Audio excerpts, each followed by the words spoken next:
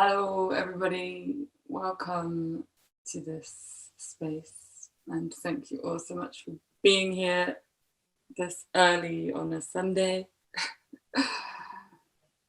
So today we are exploring creativity through chaos.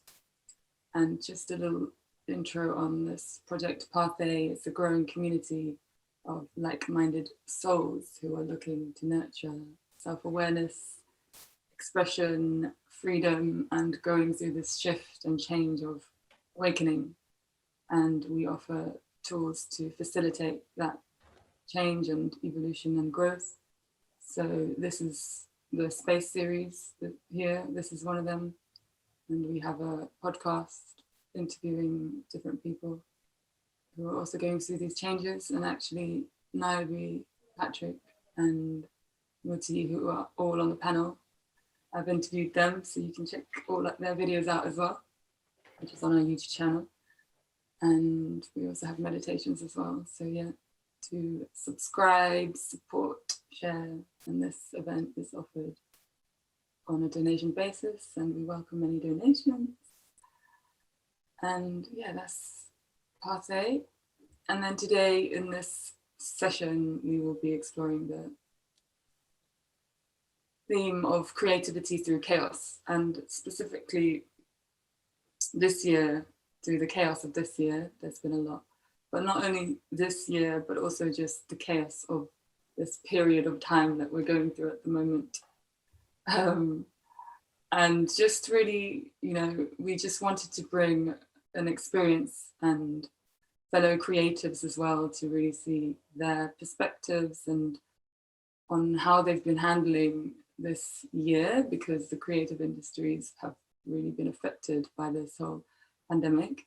And not just that, but also how we can really harness creativity for the future and, creating a different kind of world as we come out of this chaos. And yeah, so really excited to have everyone here today. And I'll be passing over to Niaby soon. So I met Niaby a few years ago. We've been talking quite a lot since the pandemic hit as well, specifically about this topic. So yeah, I'm really, really happy to have her here. She is a medium and a healer, and she's channeled a book called The Spirit of Life, which she will be talking about as well. And then on the panel, Jade, Patrick and Muti, and Niaby as well. She will be guiding the questions there. And then towards the end, we have Aura, who is a 360-degree vocal coach. And yeah, really helping us to unlock our voice and expression, because yeah, I feel like there's a period of time where we've all had expression inhibited. So it's like, how do we even find that voice in order to become the creator? And with that being said, if we can just take a few moments before we begin, just to relax and just really tune in to how you're feeling right now.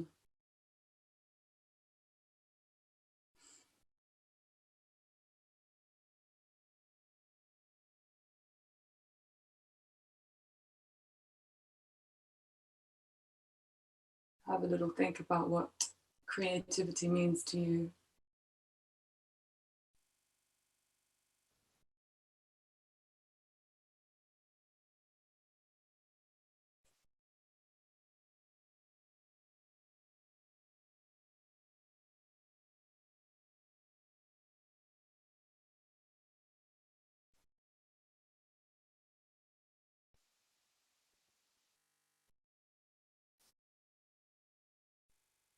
And remember that we're here to listen with an open heart, open mind, and open ears.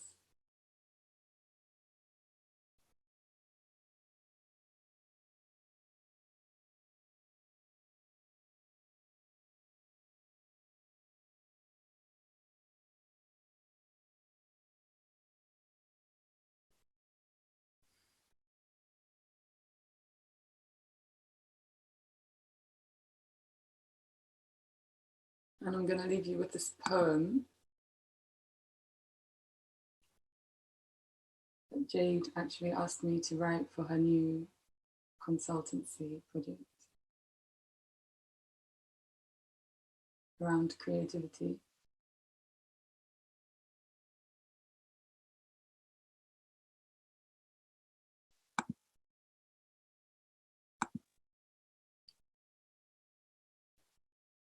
On the adventures of absorbing and expressing art, we long for those moments to meet our compadre.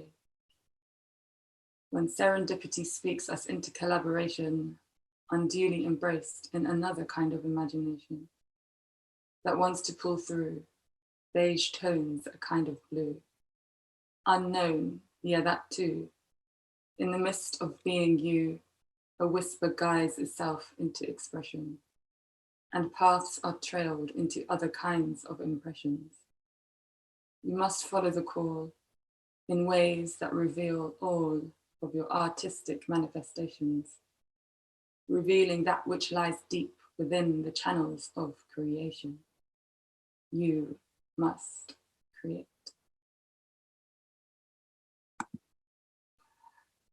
Cool. Thank you so much. I'm going to hand over to Niaby now. And I hope you enjoy the journey. Well, thank you very much for the introduction, Jess, and I'm really looking forward to being your host for the morning.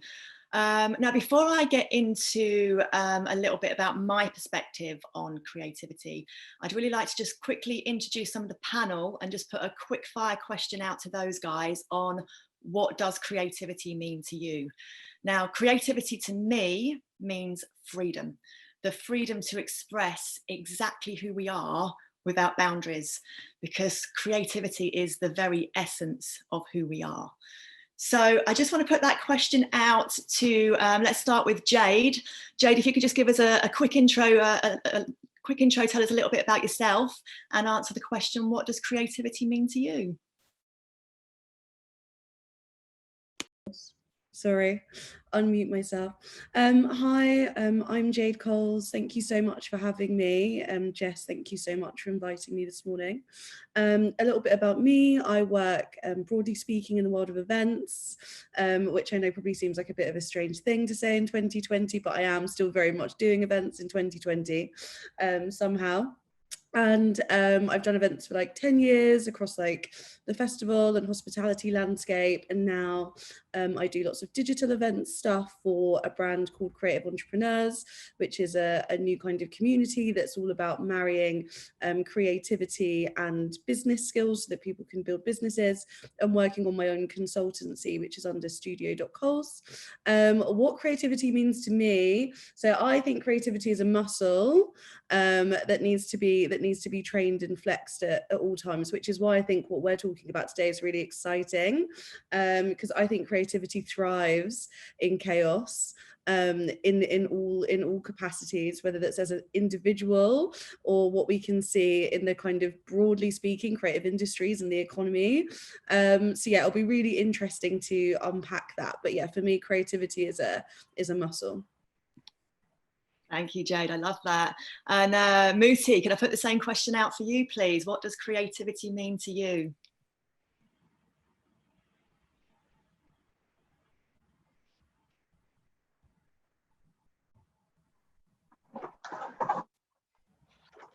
Big ups yourself, everybody inside.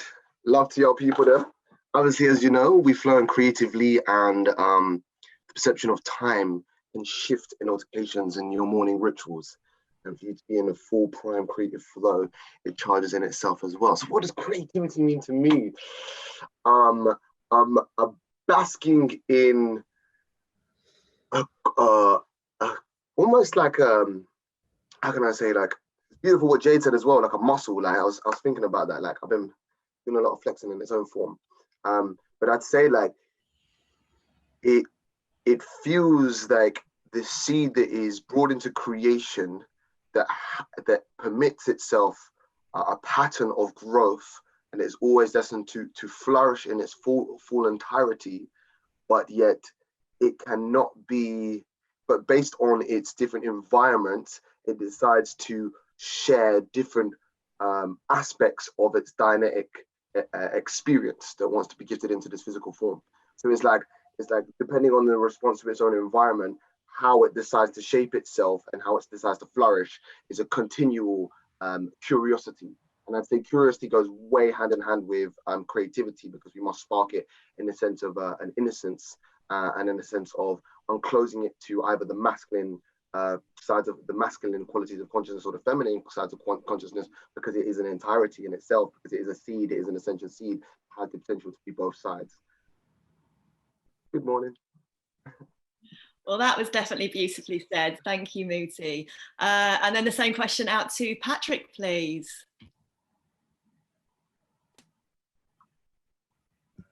Good morning, I'm Patrick, Patrick Price, in fact.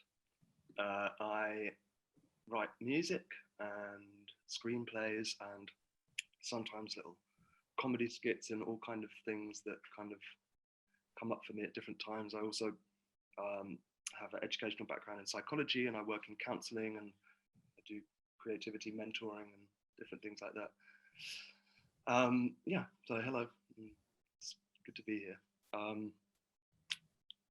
When we were doing this, I looked up what the definition of creativity was as a way of kind of thinking about this question.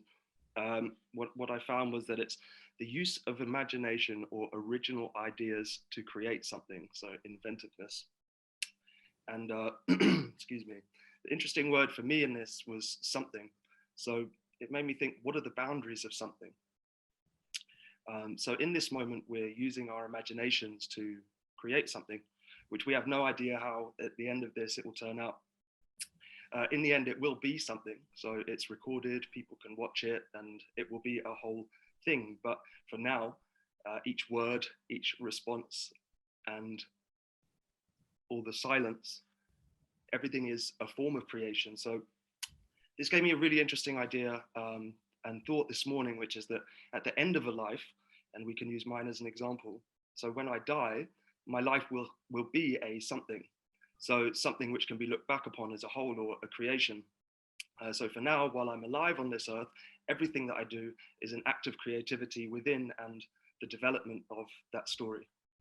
So to me, creativity is perhaps more about the act than the product. And it's about introducing novelty into regular situations, creating opportunity, and being around people that challenge you.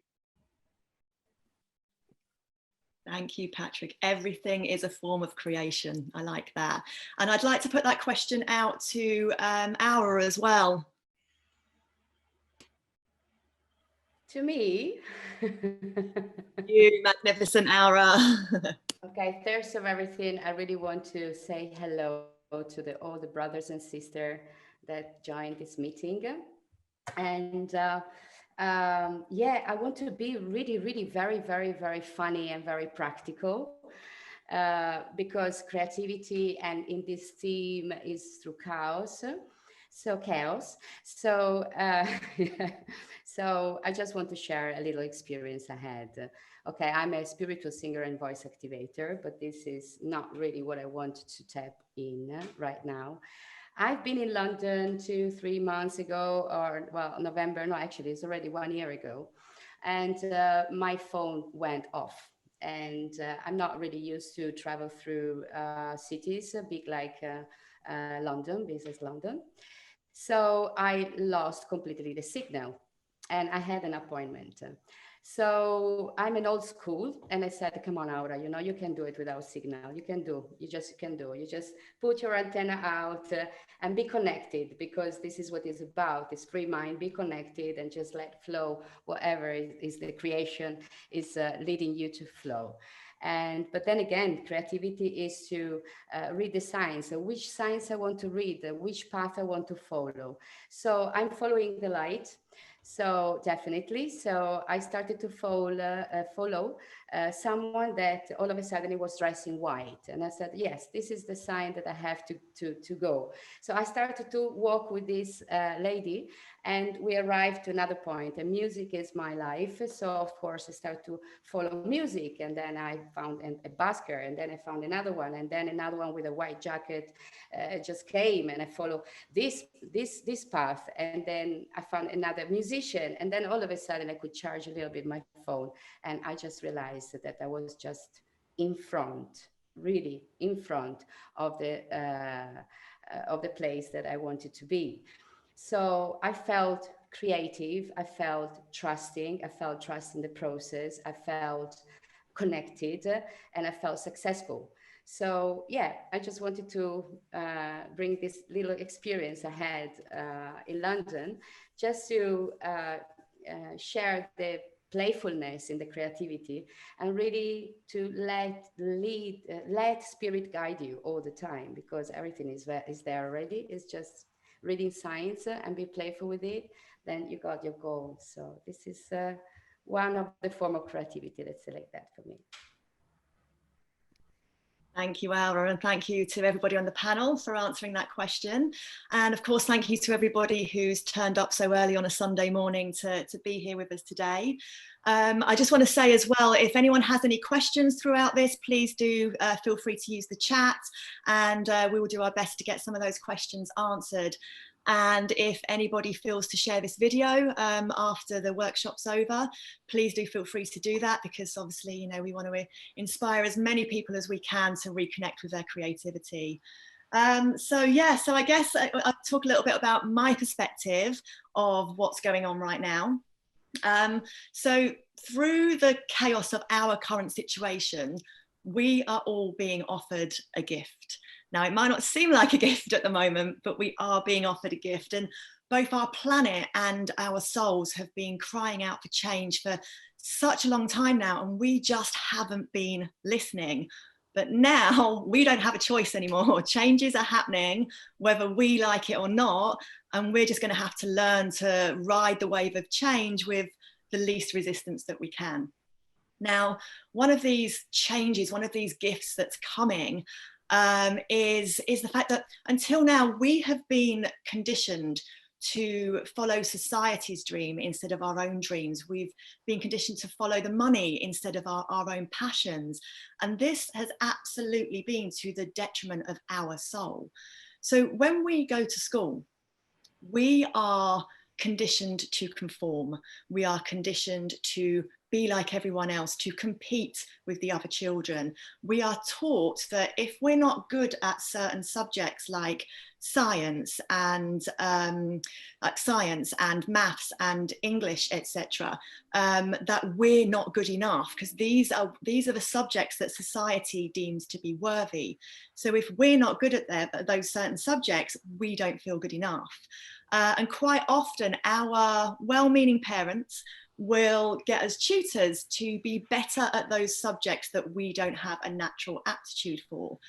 And this ends up, so we end up spending more time doing the things that we're not naturally good at, which gives us less time to do the things that we are naturally good at. And so we end up creating children who are average at everything instead of incredible at something. So within our schooling system, our natural gifts and talents aren't nurtured. Now, of course, for some, their natural gifts may be society's money makers or the ones that society deems worthy. But for many of us, our natural gifts and talents aren't nurtured. And these natural gifts and talents are the very essence of who we are. So if we're told, or if we're led to believe that our essence isn't good enough, then we don't feel good enough. We grow up feeling insecure and not good about ourselves. We don't feel worthy, which is a huge issue we have in our entire society. So we create broken children, and then we send them out into an already broken world where we become enslaved to a system that has taught us to be what we're not rather than what we are. So this causes frustrations, fractures, disassociations, anger, all of these different things. And we, for many of us, we go to work and we do a job that maybe isn't allowing us to be who we are, isn't allowing us to create and express who we are. So it's pulling us further and further and further away from our truth. And then we're getting frustrated, we're getting angry, and I don't know how many different countries we have online today, but I know certainly the British culture, what we tend to do is we get to the end of that working day frustrated, bored, whatever that be, And we then go out and we get ourselves annihilated night after night after night with alcohol and drugs. And we're just kind of, we're searching and we're numbing. We're numbing ourselves we're numbing ourselves from the pain of being numb. And so we're searching and numbing, but what we're actually searching for is our own creative expression. We're searching for the ability to be exactly who we were born to be, exactly who we are, but we've had the right to be who we are stripped away from us. So my personal journey, as I can't remember if Jess mentioned at the beginning there or not. So I used to be a stockbroker. So I was a party girl and a career girl. My whole life was wrapped up in this cycle of, you know, working and numbing and working and numbing. And as a result of that, I mean, this was a detriment to my health. So as a result of everything that was going on, the stress, the partying, the not looking after myself, all of those things, I went into deep ill health. So I was very, very sick for 6 years. And whilst, as I say, there were very physical things that made me sick, I would also say that my ill health was an external expression of what was happening internally for me. So my health was my breaking point. So what felt like the biggest curse at the time actually became the biggest gift. And we're seeing this archetype rolled out at the moment. We're seeing it playing out right now, the archetype of the phoenix rising from the ashes, because we are all being pushed to our breaking points at different levels, and some people's breaking points are going to take a lot longer to get to than others. But lockdown was, again, such a beautiful gift for us to, you know, reconnect with our creative side, or you know, it was different for different people. Some people had more time and therefore the ability to start connecting with nature, connecting to themselves. Some people maybe had to look at how to creatively change the way they worked. There was so many different things that happened in lockdown, and that was a breaking point for many people. But when we start to reconnect with our natural gifts and talents, we actually start to naturally heal ourselves. Like, this is the path that our soul wants us to walk. And again, humanity is being offered a gift here, because we are going through a collective purge. We are having our own individual purges, and we're having a purge on a collective level. And we are literally having the, I don't want to swear, but let's say the EBGBs shaken out of us right now. But this is to shake out our heavy baggage and shift us into the higher vibration of love and the higher vibration of creativity.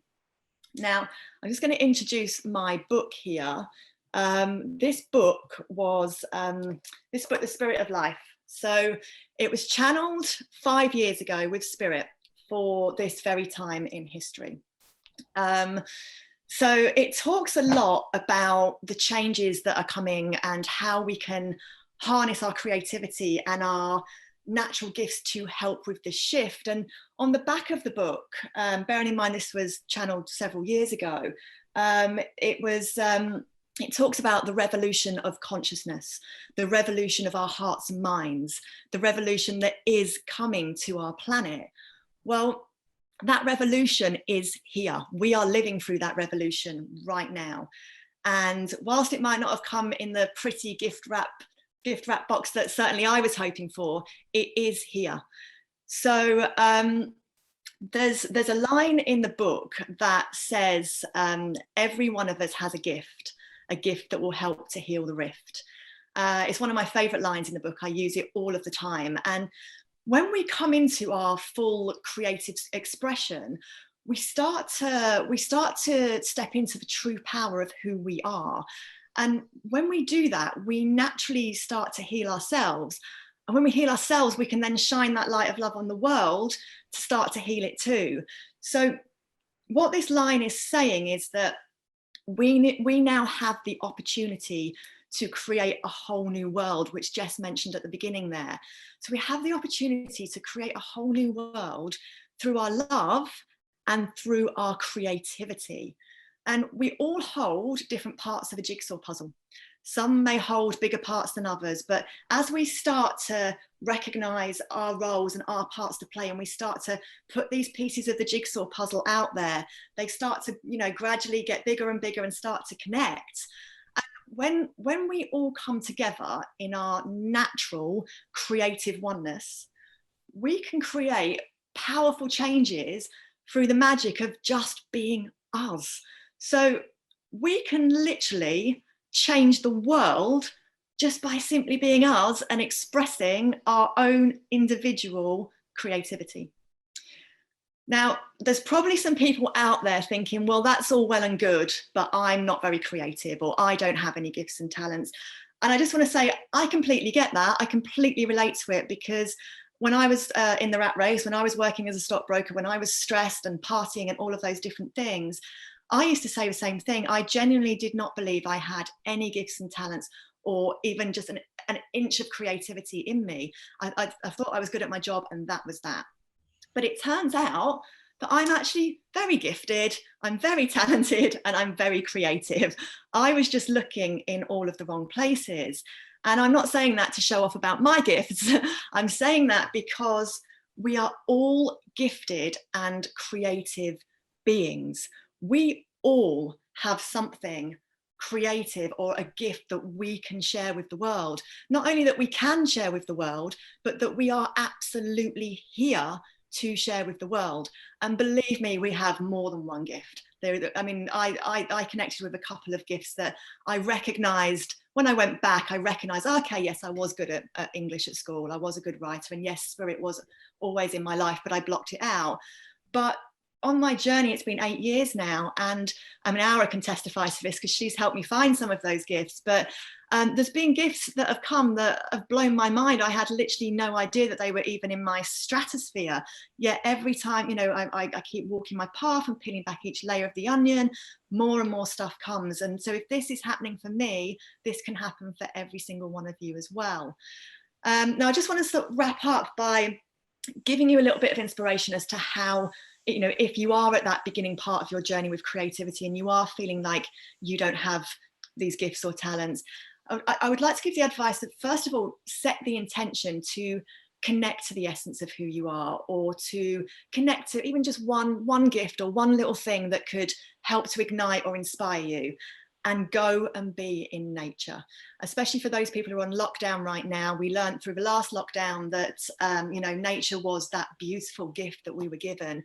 And we are natural beings, and this is our natural planet, our natural habitat. And when we are in it and we're connected to it, inspiration just rolls and flows and comes.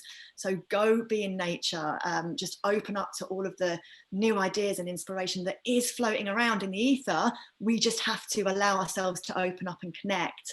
And then the second piece of advice I would like to give is to ask yourself, or if you can't remember, to ask your parents, what did you want to be when you grew up? And spend some time with that. Because when I asked my mum, she told me that I used to say all of the time that I wanted to be a teacher. Now, a teacher in itself doesn't sit well with me. I don't want to be a teacher in a school. But what I am and who I am is a spiritual teacher. I naturally teach and inspire people to be the best possible version of themselves without even trying, without even thinking about it. That is just what flows through me. And it's multifaceted and multi-layered, because my long-term plan is to set up a school and an orphanage. And again, I don't want to teach children any specific subject. I just want to teach them to stay connected to themselves and to their natural gifts and passions, to love, to who they came here to be. And when we're children, before we're taught to conform, before we're ripped away from the essence of who we are still so connected to who we are, to creativity, to the divine, to source energy, to whatever you are comfortable calling that. We still have that connection. So do sit with that. And as I say, it might not be immediately obvious, but be with it, because there will be some big clues in that. So yeah, I'd like to wrap this up by inviting you all to connect with your inner child and find out who you wanted to be when you grew up. So thank you so much to everyone for listening to my perspective on this. It's now time to start listening to the perspective of some of our other panel members. So we have some questions coming through, which I would like to put out. So I'm going to go to Muti to begin with. These same questions are going to go to everybody on the panel. I'm going to go over to Muti. Now, Muti, just to remind everybody, is a radical performance artist, and he harnesses creativity for social change. So Muti, can I just ask you, how has your creative flow been affected during lockdown?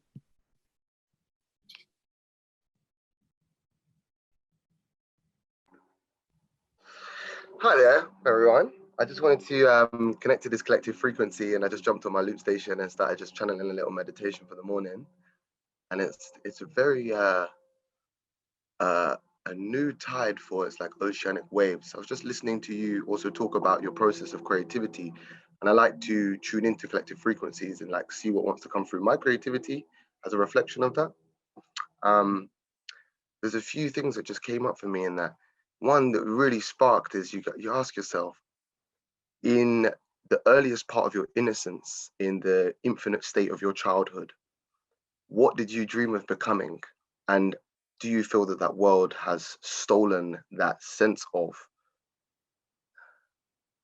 wonderment in your own curiosity to discover? And as you said, you said teacher, and I just thought, like, teaching as a whole and education is one of the greatest gifts anyone can ever do. And I feel that everyone has a teacher archetype within them. And I feel fundamentally within our communities, it's important for us to know that it takes a village to raise a child, and it takes each one to teach one. We all have a unique gift to teach one another. That's why I feel that it's also a gift, it's a city.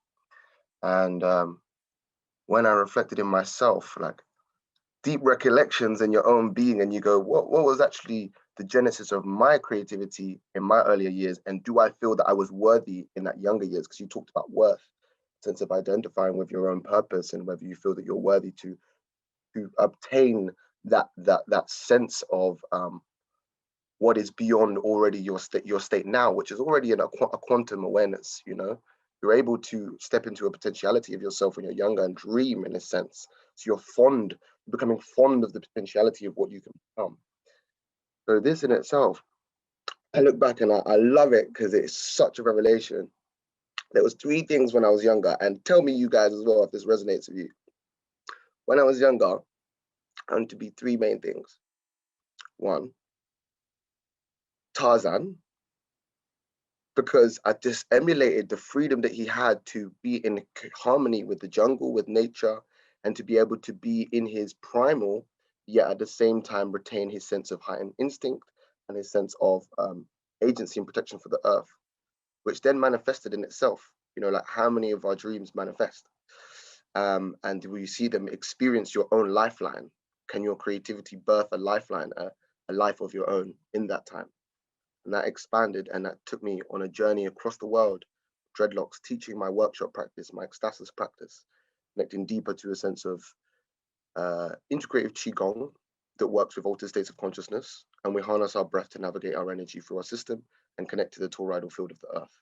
This practice evolved, but through my stepping out of the societal reins, the confines of how it deemed me to be in the archetype of what we could call Tarzan, I was able to experience that freedom and unlock some of the secrets of the universe. So it's interesting, again, how we can step out of those realms and what it informs us of. Secondly, was a mad scientist. And that in itself, I don't know if any of you guys have ever done any like weird experiments back in the day where you've got like potions at home and you've got like shampoos and you've got all these things in your bathroom when you're younger and you're putting all these things together. But these are earliest processes of alchemical shifts and alchemical changes. And you see that when you're young, you're playing into these formats, but later in life, you realize this is something quite innate as your soul is speaking to you, a process that you know beyond this life. And then thirdly, this is one of my favorite ones as well, was to become a Power Ranger. Yo, for real, Patrick, I see you, bro. I see you for that one. Mighty morphing Power Rangers. They were teenagers, young teenagers, who were defending the Earth from galactic invasions, from extraterrestrial invasions, and were granted power by a supreme sentient being who gifted them the morphing abilities to transform themselves into these mystical suits and step into animated Zords that could come together and combine into one to save the Earth. And it's just like, let's look at creativity as well and look at storytelling. You know, what are these stories that then begin to weave into our conception of our own sense of identity and what we feel we are worthy of bringing into the world? So, like, talking about how creativity has affected me during quarantine, and you know, I've got plenty of experience as someone who, you know, I founded Currents of Consciousness, which is a festival for flow science, arts and culture, and we explore the intersections between science, spirituality, and live performance art through performance art. And we bring these complex themes of science and artistry through these research cycles with nature, integrating nature, and then we express it to people in the simplest form of an interactive performance, and we curate it in different spaces. And what's been going on through this sense of quarantine is we've been emerging with the meta themes, and meta themes being these cultures. And Carl Jung used to say, you know, we don't have ideas, ideas have us. And if we see that these meta themes that we can start to transmit to each other, these transmissions are actually keys. They're golden keys that can unlock different possibilities in our perceptual range. And these golden keys, when we grant these information, we say like knowledge is power. Of course, we understand that. How can we empower each other through these educational means? And through quarantine, you know, you've got so many aspects of your priorital functions, your functional rationality. Frontal cortex is like, I need to analyze these things and make it happen in this kind of way. They dissolve. So you've got much larger capacity to begin to imagine yourself again. You know, you begin to imagine what is possible in your range, your spectrum.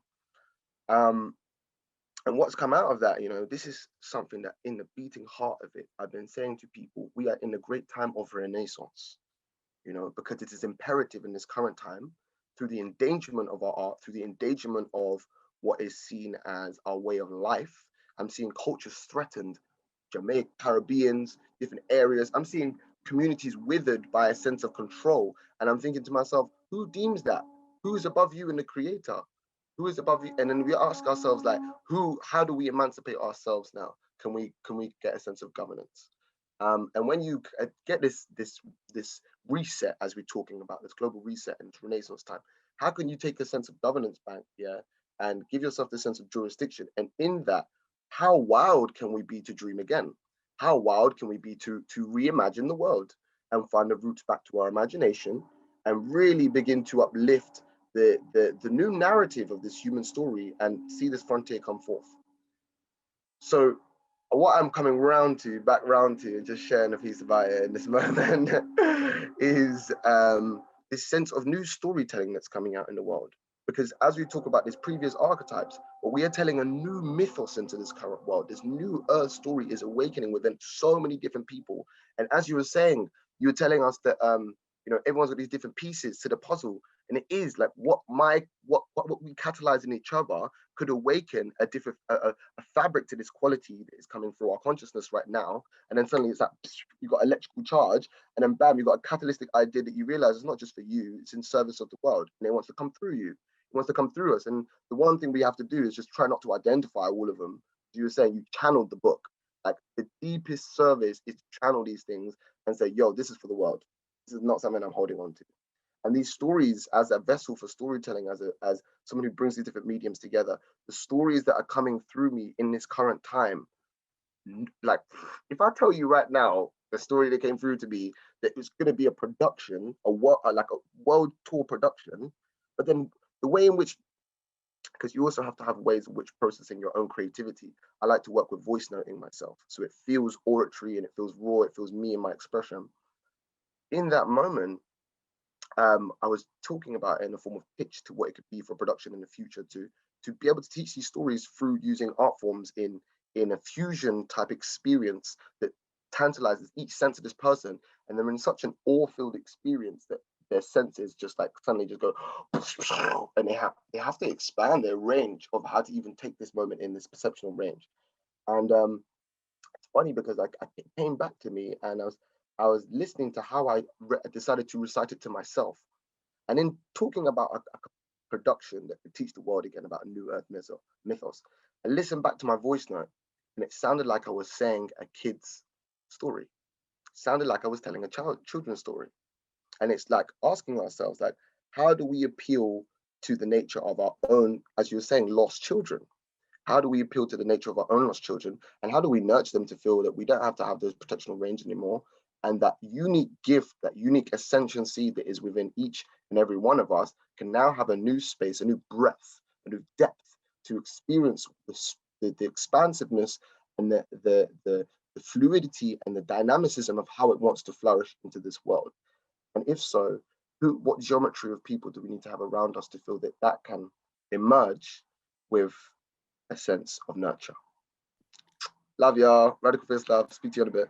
Thank you so much, Muti. That was a great answer. And I would love to have seen you connect with your inner Tarzan during lockdown. And I really like what you said there about the golden key to creativity. I don't know if you realise you're a poet, but that was great. Thank you. Now I'm going to have the same question going out to Jade. And just to remind everyone, Jade is an events curator and cultural programs director. So Jade, how has your creative flow been affected during lockdown? Yeah, I mean, how to follow such a kind of like dynamic and beautifully said answer. I really don't know. But for me, practically speaking, like lockdown has been a really interesting time for me, because just before lockdown I was in similarly to you, like a super busy, like full-time job, with a kind of fully designed, busy pathway ahead of me, and lots of things that I could do when I was doing them. And I would sit in therapy every week and I'd be like, I feel suffocated. Like I'd go every week and I'd be like, I feel suffocated. Something isn't right. Like I'm working at my peak. In theory, I'm earning like the most money I've ever earned. Like why aren't I happy? I constantly had this like sense of doom, this like impending sense of doom that I would always talk about. Like, I don't understand, it's too easy and it's kind of confusing. And I was really, really bored. And then because of COVID, the site that I worked in put us all on furlough. And furlough was, literally, truly like the first break that I'd had. Like I'm 32 now, and I literally like got a job the day after I got my national insurance number, because my parents are from a super working class like background and we have no money. So I was like, go to work like as soon as that.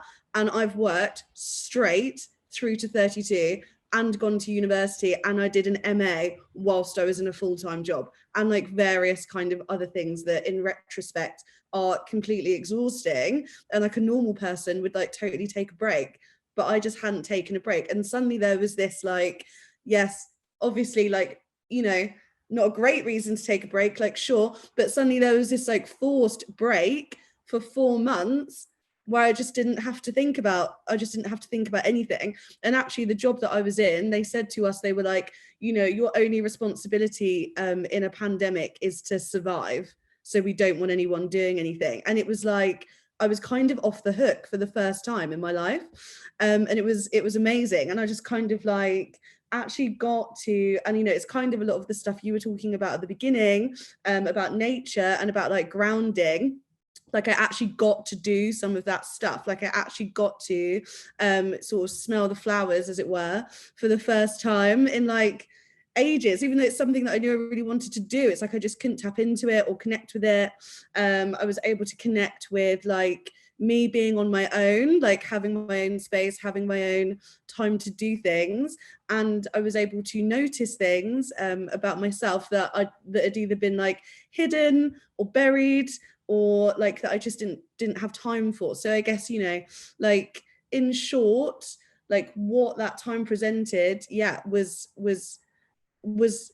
time to not be productive And I think, you know, it's really important if, you know, for creativity, like creativity is a muscle, but muscles need rest, right, in order to grow as well. Like that's just how kind of muscles work.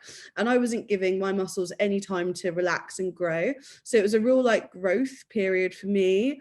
I was able to really like center myself. I was able to start my own business, which is something I'd like always wanted to do, never been brave enough to do.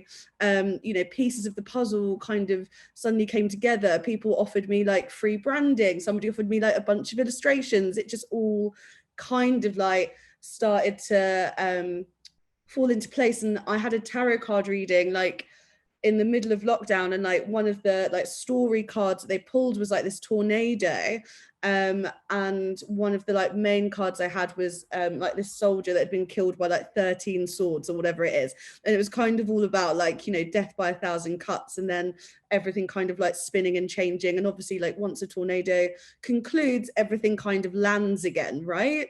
And now I kind of feel like I'm in that like landing space, which is really exciting, and a place where, you know, I can really push into my like growth mindset, which I think is something else that you've both touched upon in the things that you said. So yeah, it's been good for me in short.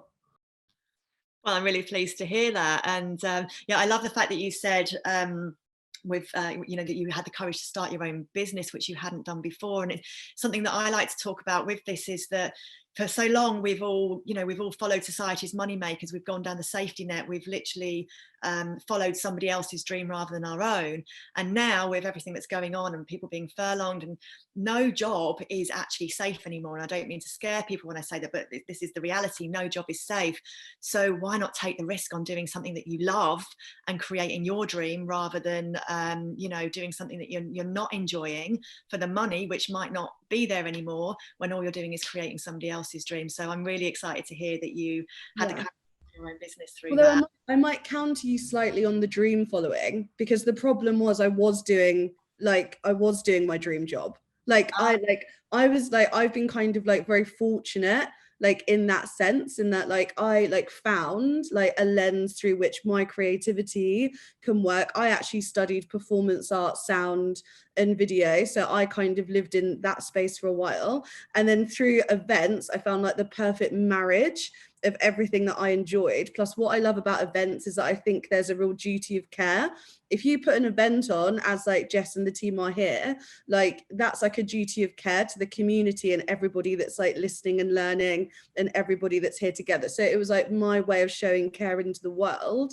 But what I didn't have through running through different corporate structures and corporate systems is control over like that lifestyle and control over like your ambitions in that space, because your ambitions are dictated by the vision, mission or manifesto of whatever kind of like overarching company that you work for. So like, yes, but I will counter that slightly, because the thing is, you can find your dream thing and you can be doing your dream thing, but it's just the kind of placement of it that's sometimes the problem, I think. Yeah, totally. Well, you're one of the lucky ones who was getting to do your dream thing, so that's great in the first place. And again, I'm just pleased that you've managed to identify what the problem was there and change that up, because I think we've just got the opportunity to do that now. So thank you so much for your response. And then, so I'm going to have the same question is going to Patrick, who, amongst other things, coaches creative writing and works as a live-in rehabilitation counsellor. So Patrick, how has your creative flow been affected during lockdown? Hello. I wanted to quickly just say to Muti that the reason I laughed so much when he said the Power Ranger is because as a musician, I always have this really embarrassing moment where everyone asks, like, you know, what was the first album you ever got? And I was always so ashamed to say the first ever album I had was the Power Rangers soundtrack. And that's my introduction to music. Excuse me. So I had two ways that I wanted to answer this question, kind of a direct and an indirect way. And I'll start with the indirect way, which is personally, I've had a cold this week, so my voice and I'm struggling a little bit with talking. I'll do my best to be clear. I personally try not to separate my time into creative and non-creative, because sometimes I find that this distinction is not necessarily helpful to people. So if creativity and the act of creating already have certain conditions upon them, then I'm forced to kind of meet these conditions in order to be able to confirm to myself that I'm being creative. So for example, if someone is in what they perceive to be some sort of creative slump, you might find that they talk about getting through a certain period of time, and that when this is passed, then they might be able to get back to being creative again.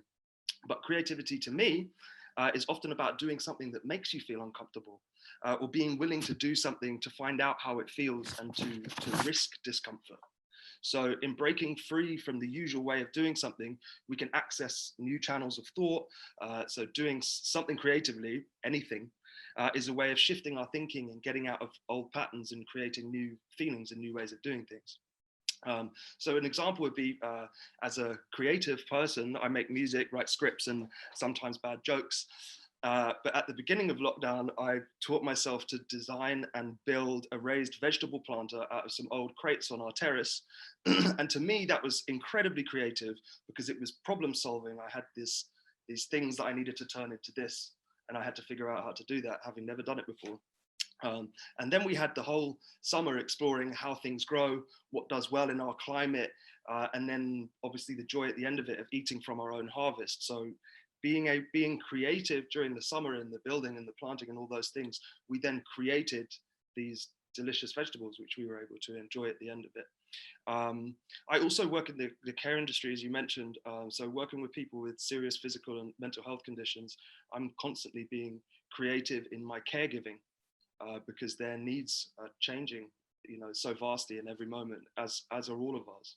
So that's how I try not to kind of separate too much my time between creative and non-creative, because there's always the opportunity to do anything creatively and everything effectively.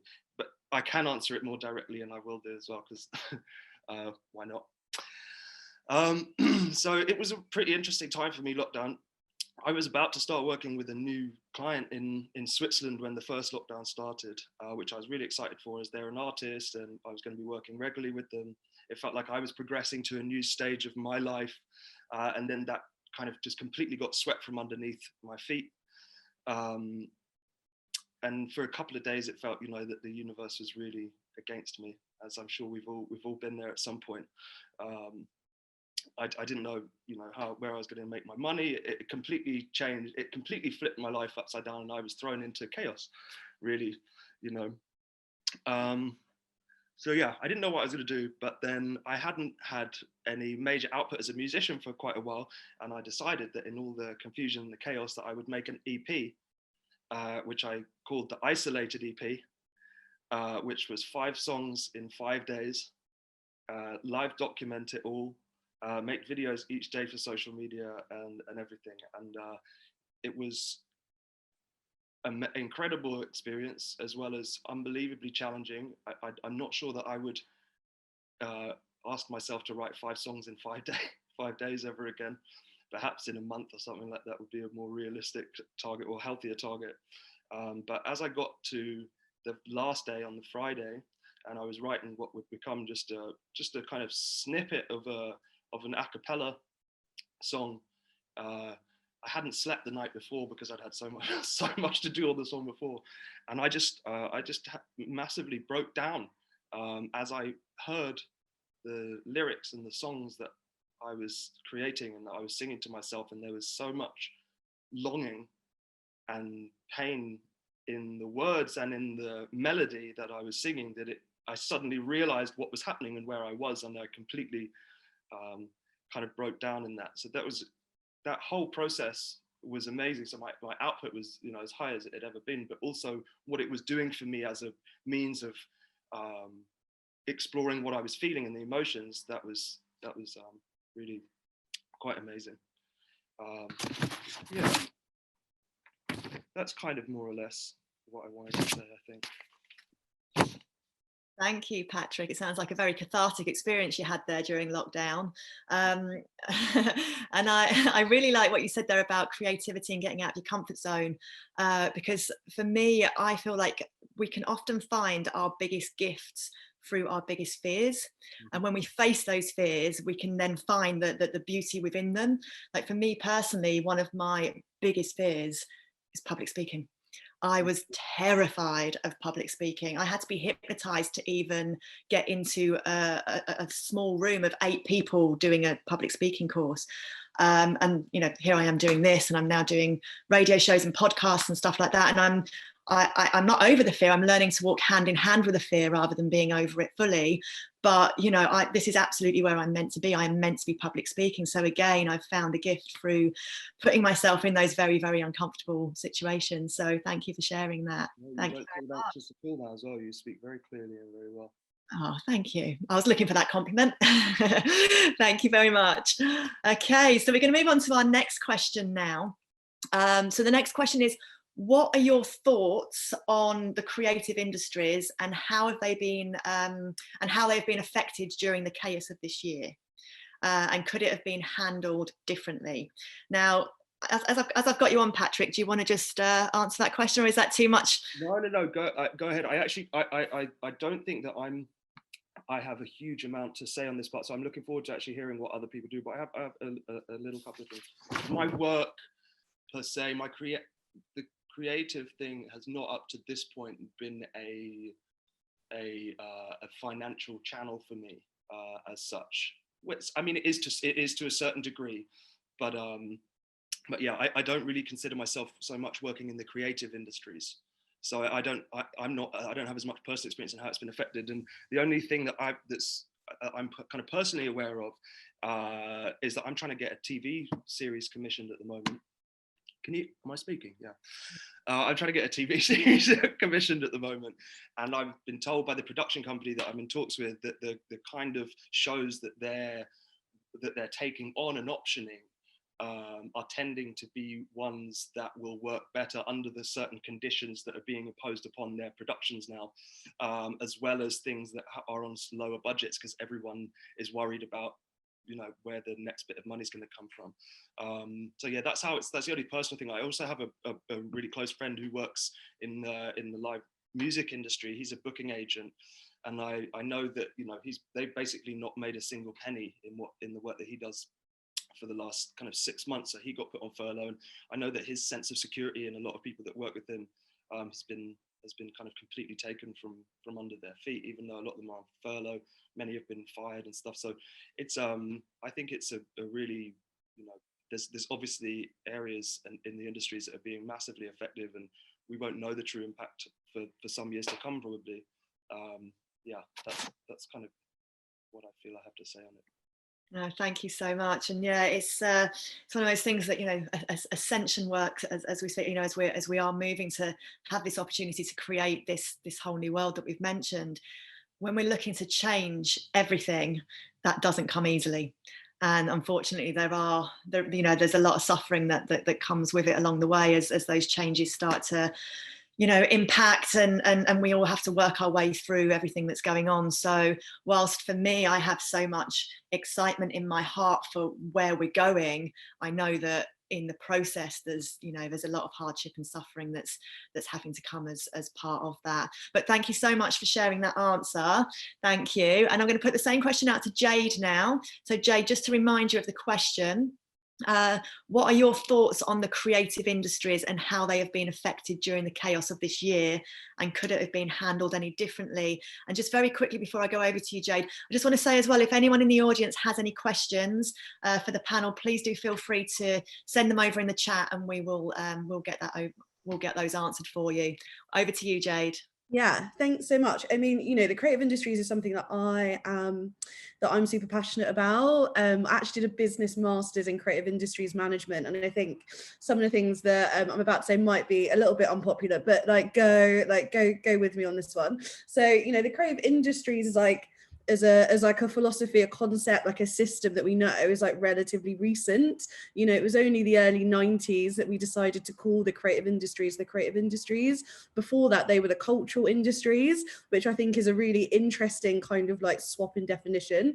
And what happened in the 90s was that they decided to group, you know, art, design, fashion, technology, like advertising, you know, 10, 11 different industries together, which, even as you think about it, is a bit nuts, because that's quite a lot of different industries, in order that all work in completely different ways, that have different kind of production systems, ways of working and methodologies, but were kind of all like shoved together, different economy systems as well, all kind of like shoved together in order, you know, for kind of essentially, you know, the government to have a better understanding of how people in the creative, you know, creative people were like surviving, because before that they actually had very little data on what individuals or like freelancers were doing and stuff like that. It was very kind of tenuous and like specky and all over the place.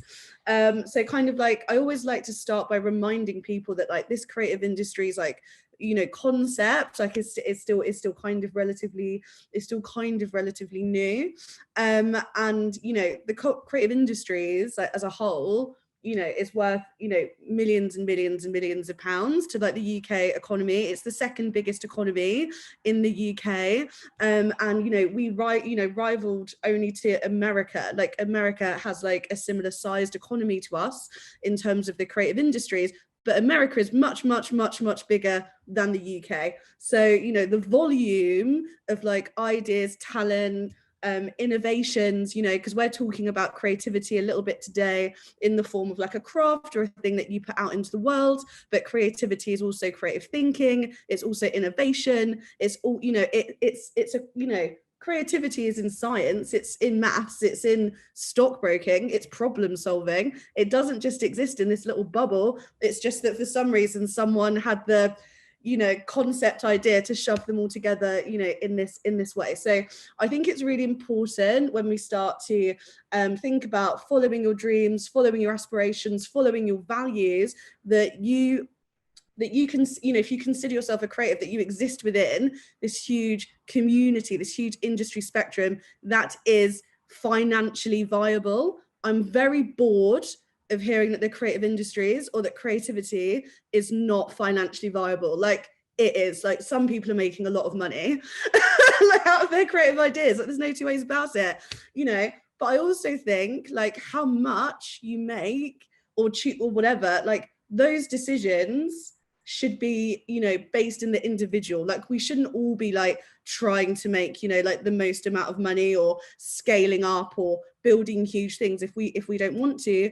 And the creative industries is actually full of what we call like lifestyle businesses. Like over 90% of the businesses in the creative industry sector are considered lifestyle businesses, and they're normally businesses that are literally like one or two people, like at the very maximum. They're smaller than a small business.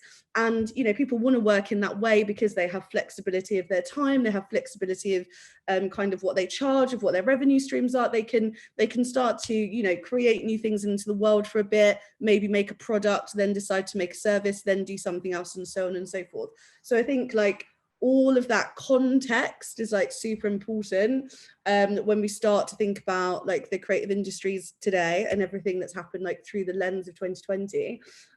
So, you know, what I think has been really interesting is that what the kind of creative industries model was trying to do in the 90s was move people away from like a funding based model, because the arts were very much like funded by things then, and it's been trying to move everybody towards like a revenue based model, so understanding their revenue streams. And I think, you know, actually, like as a country, we haven't been hugely successful in marrying like creativity and like business acumen, and like that is really the niche in which I work, and all of the products that I work in like deal with solving that problem. That's the problem that I think I'm here to solve, like to your point about you being a teacher, etc.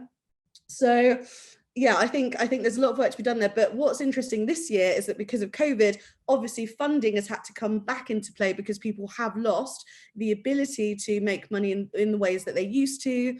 And yeah, so I've seen a kind of new trend in people needing to understand how to build funding back into their models, but also, you know, people sort of like upskilling in how to repurpose, resell, re-strategize like who they are, which I think is also really interesting. So yeah, I don't really have like a really good way to like wrap up my point, but I just always remember that when I was doing my master's, it's like creativity thrives in like every recession, like above everything else.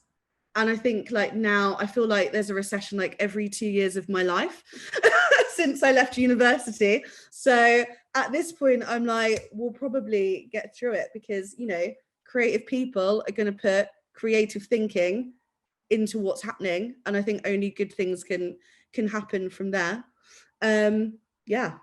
And I think that's it from me.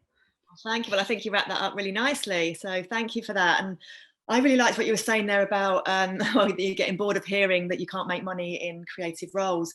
Because I think, you know, going back to the point I was making at the beginning about when we're told our essence isn't good enough or isn't, you know, deemed worthy in society, we grow up feeling this lack of self-worth. And I feel like there's a lot of that in the creative. A lot of us are, it doesn't matter how creative we are, we're still creatively insecure. And so we have this belief in our mind that, to earn money, we have to be in certain roles. I still actually have nightmares 8 years on about being back working as a stockbroker, because what I recognized was coming up was every time I was thinking, oh, I need to make some money, I have dreamed back, I need to go back to be a stockbroker to be able to make that kind of money. So I had to work with blocks in my own self of like, no, I can still do something I love. I can still do something I'm passionate about. I can still do something that is giving back, and I can still receive for that. But that's something I'm still working with that in my mind. And I think that's something that happens a lot. But if we are capable of making money doing something we don't love, we're sure as hell capable of making money when you're so passionate about it, you know? Yeah. And that's like what you're talking about there is like limiting beliefs. And a lot of what you said around the kind of like childhood stuff is to do with like these limiting beliefs. People tell you something when you're younger, like you said that you didn't think you were very good at English or whatever, or somebody told you were never good at English, so you didn't think you were. And we kind of hold on to these things, we attach onto them, and we don't think to ourselves, okay, hang on, that was 15 years ago that somebody said that, or 20 years ago. Like, why do I still think these things are the same? You know what I mean? You just don't think about it. You just get weirdly attached to them, and you don't have time to kind of like flick the switch and get them out of your system. And I was going to say something else, but I've completely forgotten. So if it comes to me, I'll say it later. Oh yeah, value. One other thing, and I was talking about this to a friend that's really interesting, and I might be wrong, but I feel like, you know, in most other industries, like if you study law and you become a lawyer, your first job will probably be really fucking hard, sure, sorry to swear in the morning, but like you'll get a salary. Like as soon as you get out, you get a salary. If you train to become a teacher, your starting salary is whatever the standard is, 23k, etc., etc. If you work in creativity and the cultural industries, you are told to intern, work for free, promote your personal project, and you will do that for years. So your starting kind of concept of your own monetary value is zero. But your friend who took a job as a teacher or a lawyer, their understanding at the same age, same amount of work, essentially, if you all kind of go through the same system, is 23 grand or 40 grand or whatever. So if you're a creative person, that limiting belief, it can take so much longer to get through. So charging £100 a day, if you charge £0 the year before, seems nuts. Charging £300 a day seems obscene. Charging £500 a day, and you're like, what on earth? Like, I'm obviously a mad person. How can I be charging this amount of money? Because before you were just getting like expenses for a sandwich and a train ticket.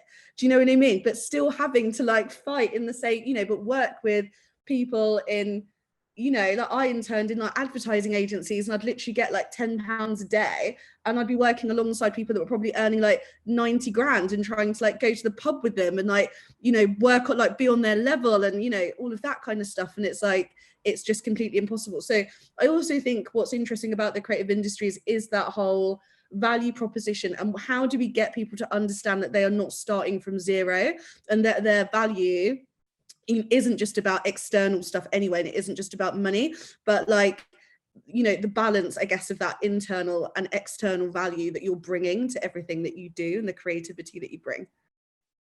Well, thank you, Jay. Thank you for going further into that. I really appreciate that. Okay, so I'm going to have the same question to Muti. So Muti, just to remind you of the question, what are your thoughts on the creative industries and how they've been affected during the chaos of this year, and could it have been handled differently? I just want to just start off by saying big ups to yourself, Jade.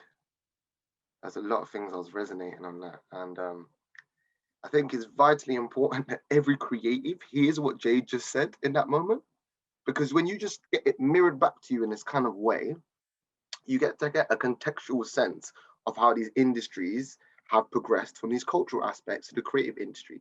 And as she's saying, there's a marginalization where they're trying to put things that they don't understand yet. They don't fully comprehend how they interact with each other and how they monetize each other. And instead they're grouping them into one big field of creativity. But as you're saying, the creativity is a fuel that integrates into every aspect of society. So it's like, how can we even just say, yo, this is just one creative industry? And that in itself it is bewildering how we in society have tried to box it in this form. And then it's saying like, okay, you do creative jobs, that means your salary is going to be different to someone who's an IT technician. And like where our value systems are with that in society. And it's like, do you recognize that the catharsis you get from an artist or performer or album that can change someone's life could catalyze someone to actually create a bigger impact, social impact, into the whole community, into the whole world? So it's like, already from the basis of it's like, we take it back from the industry, we take it to society, and how we actually deeming these creative arts or approaches to how we innovate situations as this almost this like, you know, this thing outside of our functional means, but it is the thing that lubricates the mechanism, you know. And we talked about like creativity being a muscle. For me, I'm saying creativity is your superpower. If you recognize that you got a unique gift in your creativity, your very unique perspective on how you can see how things work in the world, how systems work, and then you can begin to expose that in your own methodology. You know, from my I'm just reflecting on some of my own experiences within the creative industry now. Creating assistance and industries is essentially whatever else important. Yeah, pick up yourself for real. She's dropping my part. So it's like, you know, for myself, you know, I'm a performance artist as an individual. You know, I can act, sing, and dance, and I've been in big budget films. I did like £100 million budget film at Warner Brothers. Yeah, I was going from being like, I'm a struggling artist in my warehouse, creating community events and doing drum circles and dances and doing these specific warehouse parties and all these aspects that felt like the undercurrent of society and this subculture that was emerging through the murkiness of just rebelling to the norm and finding, you know, warehouse spaces and creating these new nuanced experiences, to then being primed to going and doing like a big budget movie, and you're getting paid like, you know, the 500s a day, and you're literally looking at that like, the amount of work I'm actually doing in comparison to what I normally do in my actual day-to-day, it is ridiculous. And you're actually sitting around for most of the time, but you're in the experience, and it's the industry that encases it. So there's an essence of like this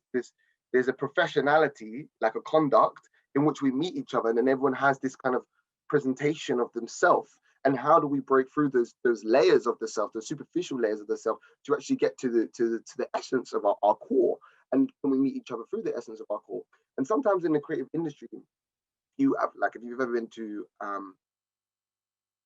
oh yeah, the film that it was, by the way, was Cats the movie, which was like technologically like really advanced, worked with incredible artists on that film, and being a cat for 6 months and doing cat school was phenomenal. You know, you're getting paid to be a cat. I was being paid to be a cat, you know, I was being paid to walk around like a cat and sing with Jennifer Hudson and like meeting, and it was ridiculous. And I was getting paid for that. And I was like, wow, this is the most luxury experience. This is work. This is the creative industry. And this is how I show up in my artistry. And this is how I'm gratified for it. Understand this energetic exchange, but somehow this is valued at such a higher financial gain and financial gain than all my other merits. And it was like, hold on, there's something else that we're missing something here in this society if this is how we're arranging it. But yeah, that in itself. And then like I find it funny as well, because then I look on the other side of the spectrum, and you know, last year I also have my own company, a performance theatre company called Infomotion. We've been doing site-specific performances. I've done workshops in different parts of the world. I've toured my work individually in New Zealand, Entheogen.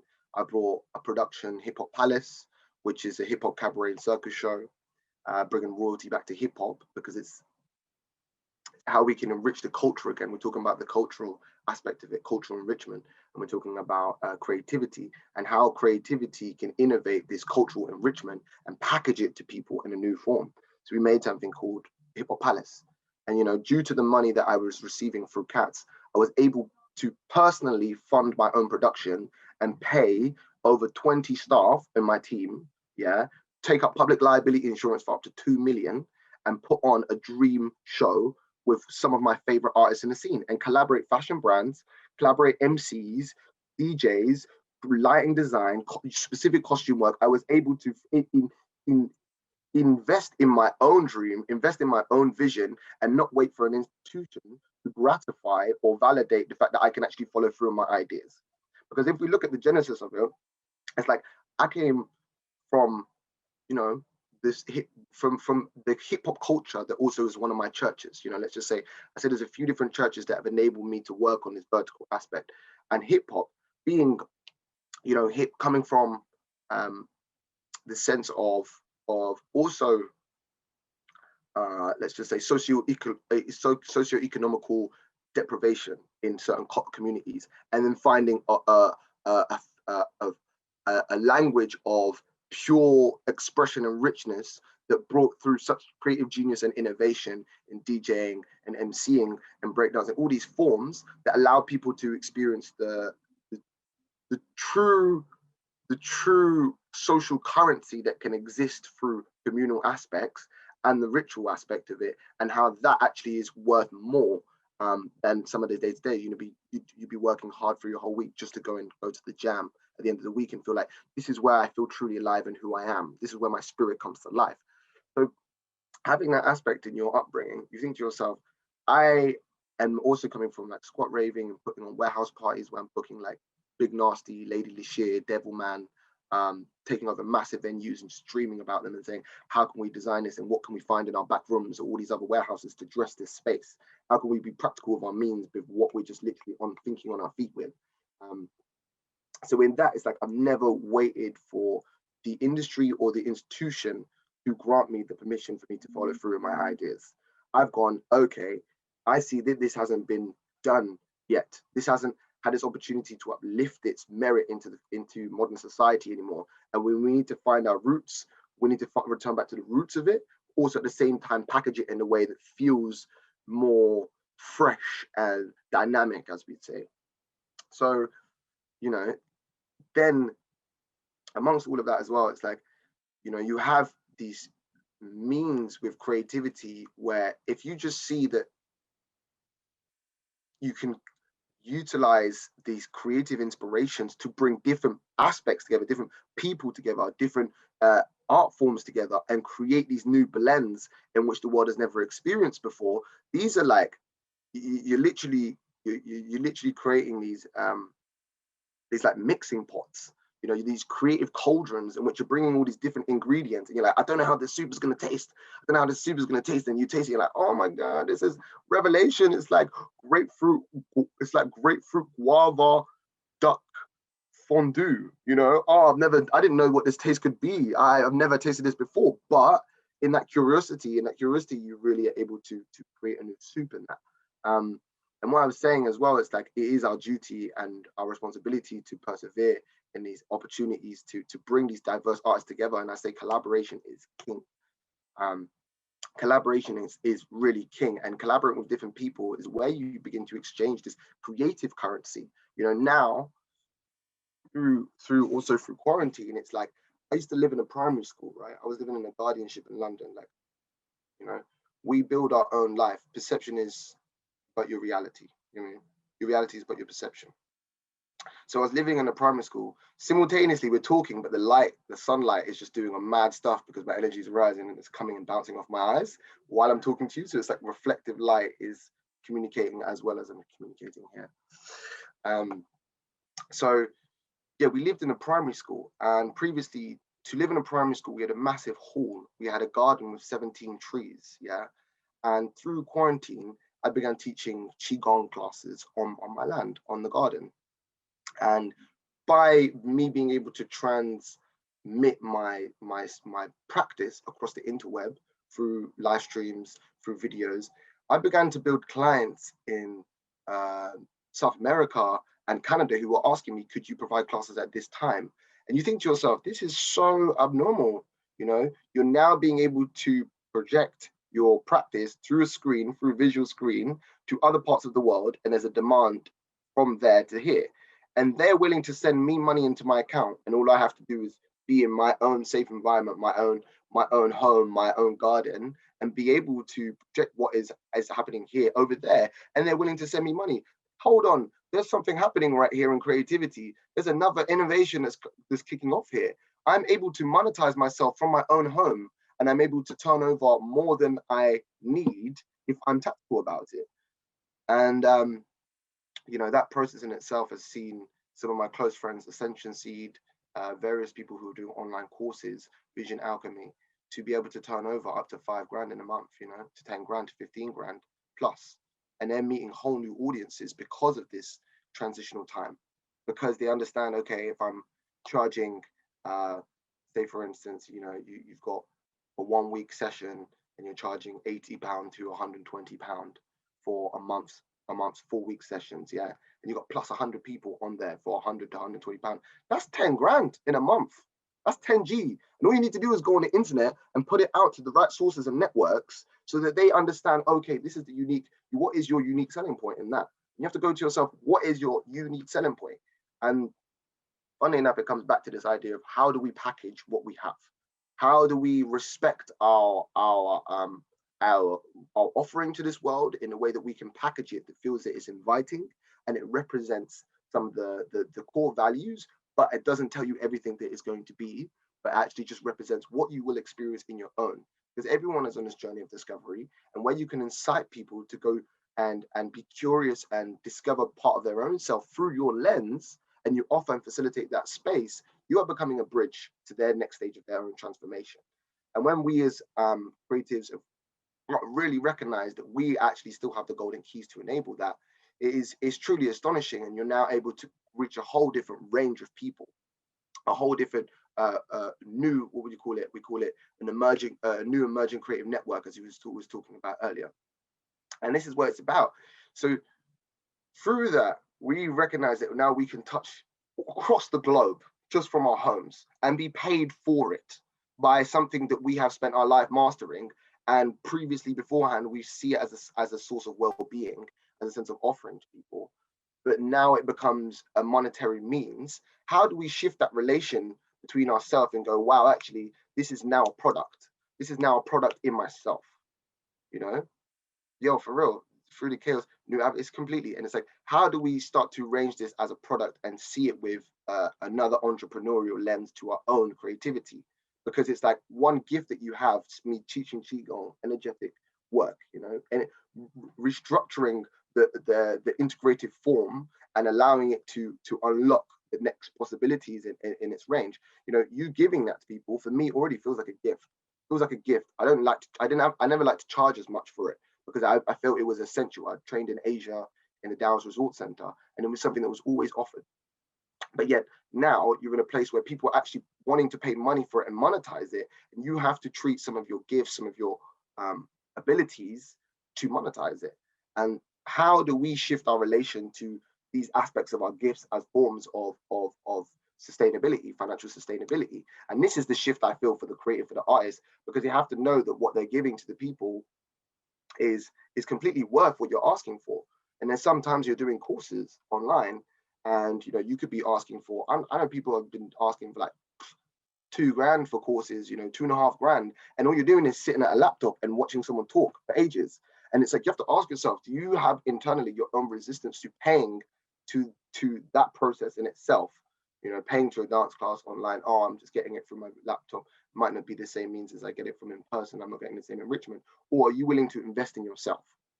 And what are you willing to do to invest in yourself? And now there's this whole shift in us where it goes, okay, how much are you willing to do to invest in yourself at this current time?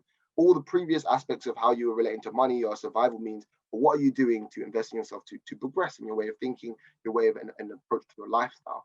And all these, as you were saying, these lifestyle industries that are coming out, and you're getting these new archetypes into the world that are coming out and shining and saying, hey, I live life like this, you could do this in this way. I'm integrating meditation and yoga in this new way, and food in this way, da, da, da, da, da. Come to me. And then people are like, wow, I'm my palate craves this. My palate means that I have a budget in my my sustainable how I'm budgeting my life. For me to sustain myself, it requires me to pay into where I'm creatively getting intake, you know, where I'm creatively getting my impulses to keep expanding, so I keep experiencing what I can become rather than becoming dull, you know, because there's a lot of people in the world in this current time who are transitioning from like three-dimensional, like, oh, I'm experiencing life in 3 colors, and then suddenly their senses, the perception of being so heightened, they're like, wow, everything's blaring. I just went from black and white to HD. Like, how do I deal with this? And it's like this sense of like really being able to like soak into these feelings, not feel overwhelmed by it and have to escape in other forms, but to be like, wow, this is the fullness of my human capacity. This is what I can truly experience.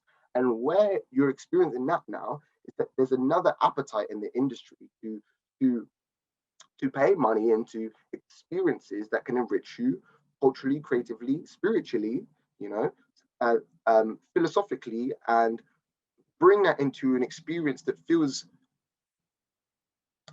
feels like also entertainment and education. You know, edutainment, that's what we called it. We call it edutainment, a form of education and entertainment.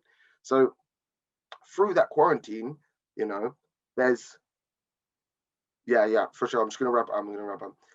Through that quarantine, there was 3 events that I have, right? There's Primordial Soup.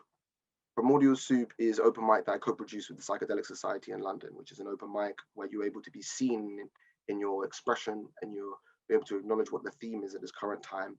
And that is quite a vulnerable space in which people are seen and paying money for, quite a vulnerable space in which people are allowed to be seen in their catharsis and collectively transform a room by being seen in their expression.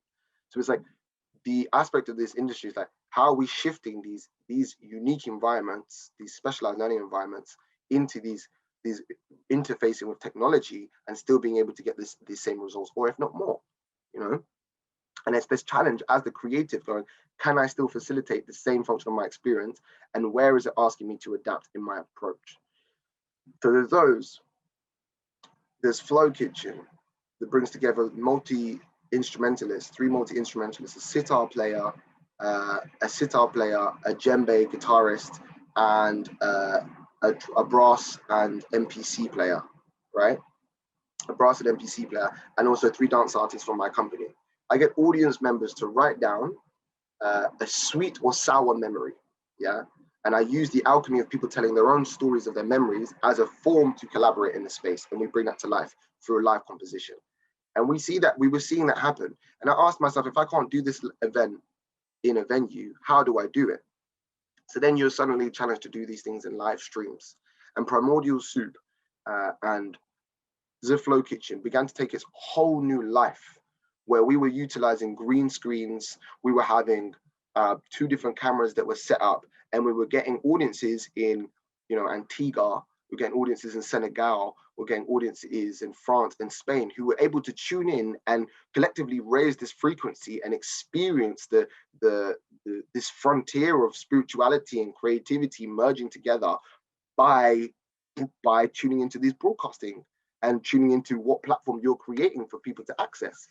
And what that is doing to really accelerate our development as a species, allowing us to really draw from all these diverse pools and all these new innovations, how that really like synthesizes us in this current time is like every moment, every person you're interconnecting with is an opportunity to catalyze your way of life and have another eureka moment to what you're stepping forward to in this new earth.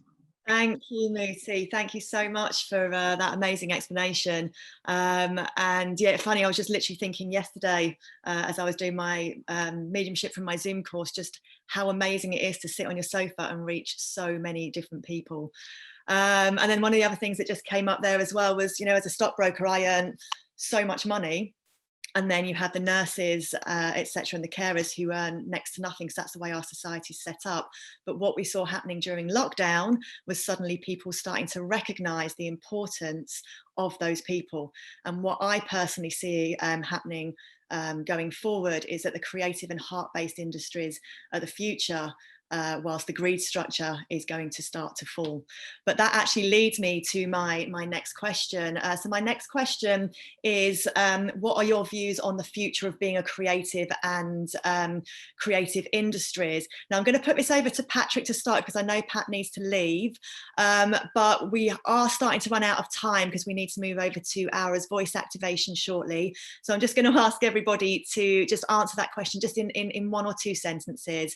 But if we can go over to Patrick to start with, that'd be great. And thanks again, Muti. Of course. I don't have to leave immediately. I'd like to stay for the voice activation. Actually, it's just that I have to leave at 1 o'clock here in Germany. So I was just wondering if this next question, if we were going to do, but anyway, 2 sentences, which I could have already said by now if I wasn't rambling. So I guess that what I've realized is that people have a lot of access to and can do a lot and make a lot of stuff on their own, much like, you know, Muti's talking about previously. So perhaps we'll see, again, you and Jade were both talking about it, kind of more independent channels opening up. So in my head, it was like this idea of a decentralized creative network,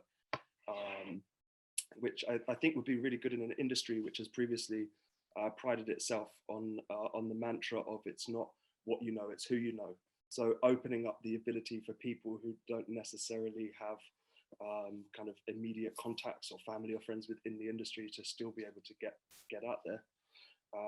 And yeah, I guess the creative industries will have to get creative in how they remodel and restructure, won't they?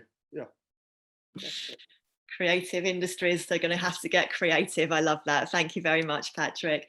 Can I put that same question out to Jade as well, please? So the question is, what are your views on the future of being a creative and creative industries? Yeah, I mean, I'm aligned with Patrick. Essentially, I think like what we're going to see is an amazing opportunity for people from like different social economic backgrounds, people who have opted out of, you know, doing a BA because it's too expensive, so on and so forth, being able to make a lifestyle, money, business, or whatever they want from their creativity, which I think is going to be a real disruptor. And maybe I'll leave it there. Just disruption. I think we're going to see a lot of disruption across the industry. We certainly are. Okay, thank you so much, Jade. And last, that same question to Muti. So Muti, what are your views on the future of being a creative and creative industries? Well, I align with both of you, resonate with both of you. And one thing that's reflecting to me is we need to destroy before we can create again. So it's really just like decentralizing, as you were saying. I love that.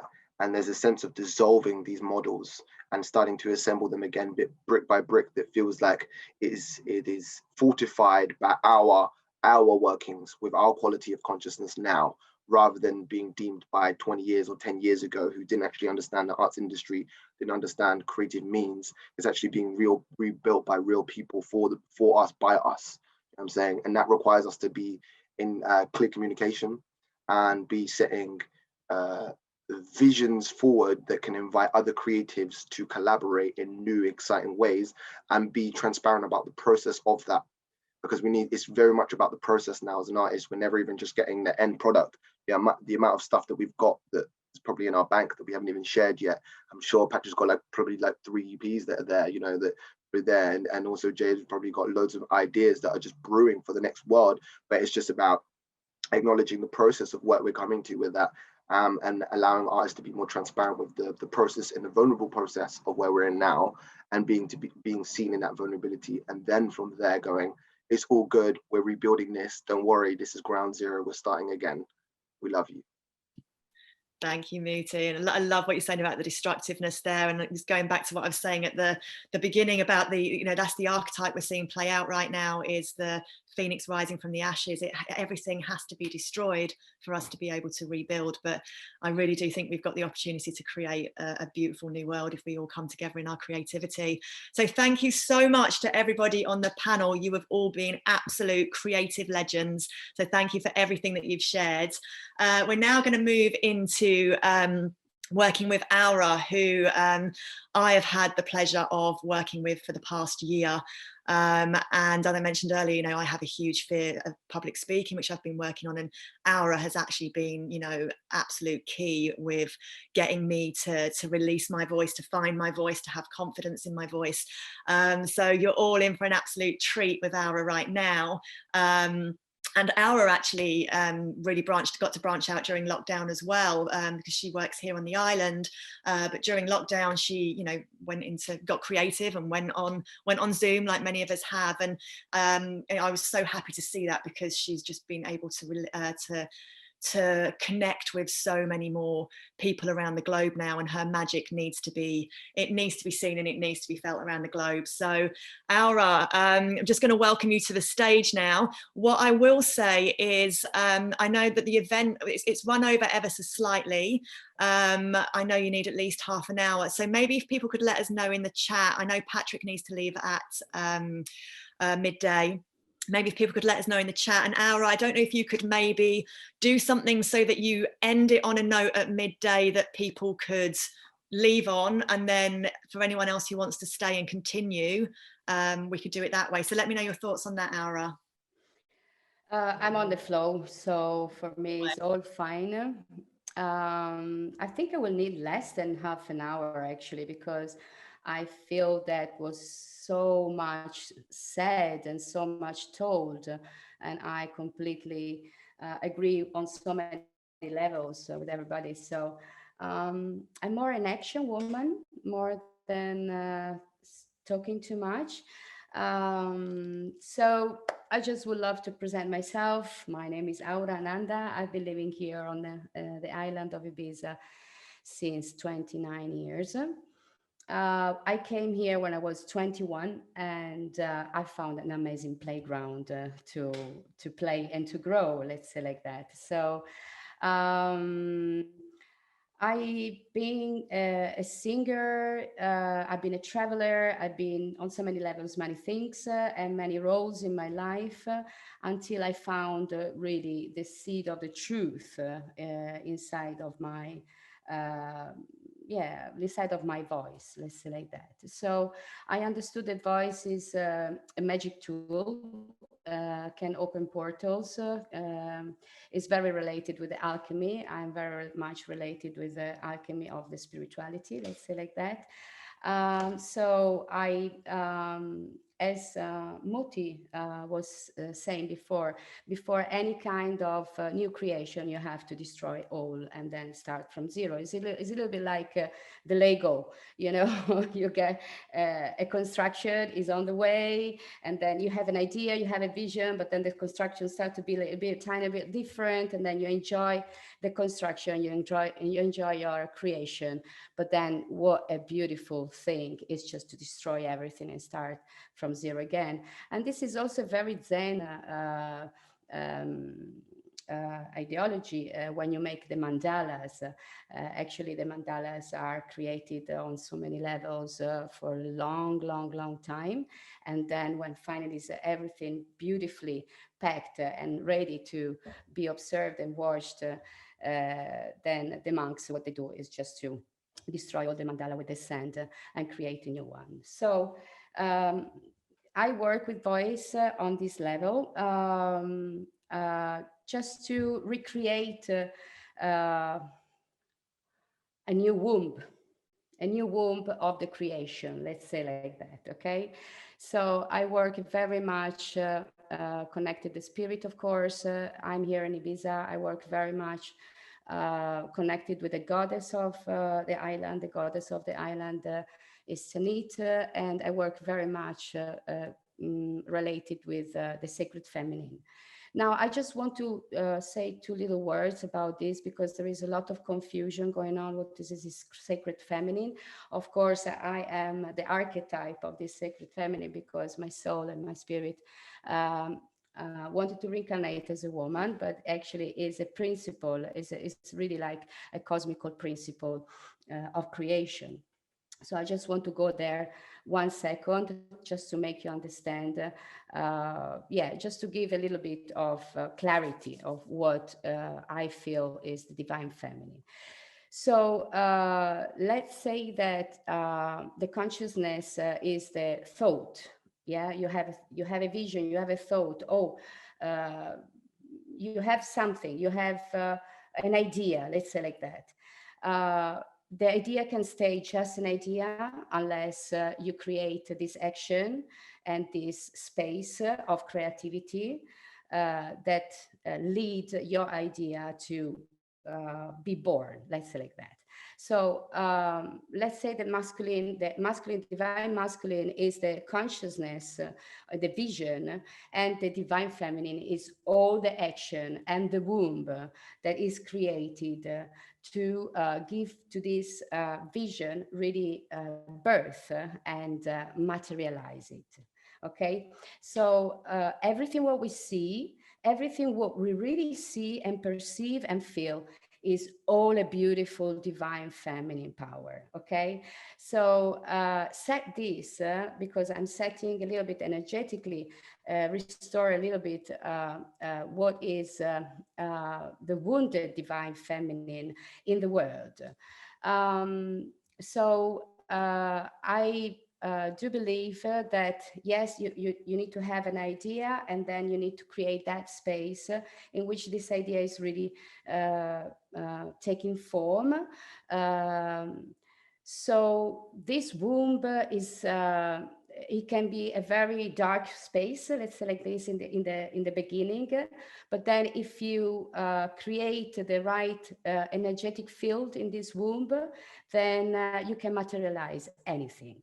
Okay, said this, and this is the principle of creation. And as the principle of the creation, we are the creation on flow, and we are the result of billions of evolution of this intelligence. So, of course, we are structured as the creators and the divine in us.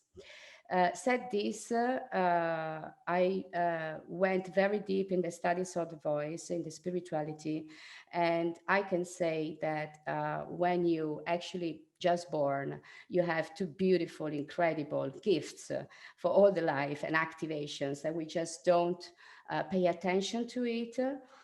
Because it's so normal, you know, that is like, yeah, okay, we take it for granted, but actually it's an amazing gift. And if you just let these two gifts lead you on a level of full trust of who you are, which of course I'm Aura Ananda, I'm a persona, I need to be here in order to transmit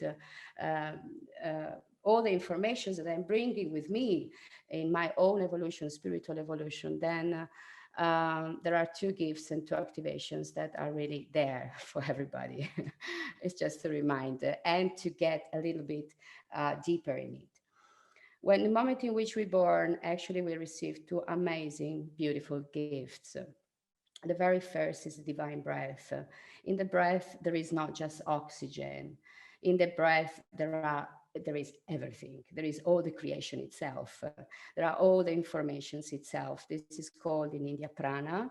Yeah, when you do your pranayama, it's not just to oxygenate and activate your full potential with the kundalini and energy, but it's also breathing all the intelligence of the cosmos inside of you. So there are so many incredible informations there, you know, if you just pay attention on your breath. Yeah, even now, you just can breathe right now from the womb to the heart to the mind. We do it, yeah.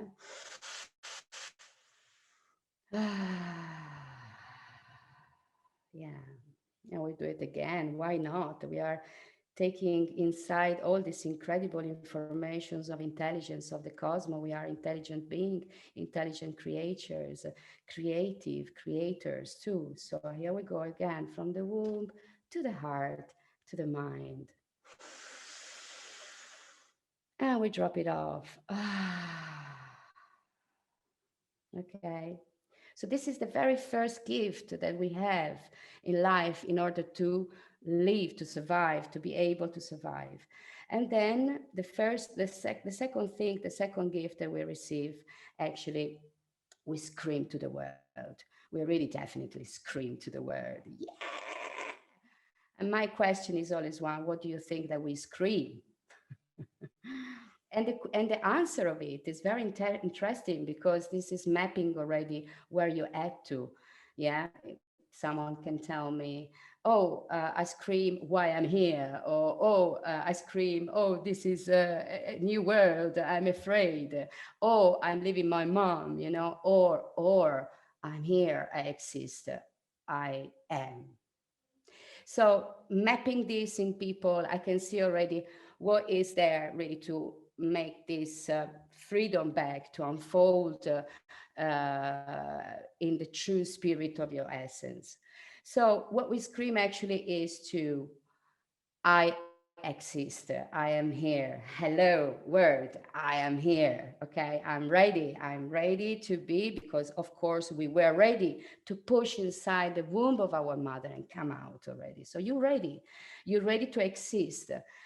And with the scream, actually, what you do, you confirm your existence. Now, the second question is always coming.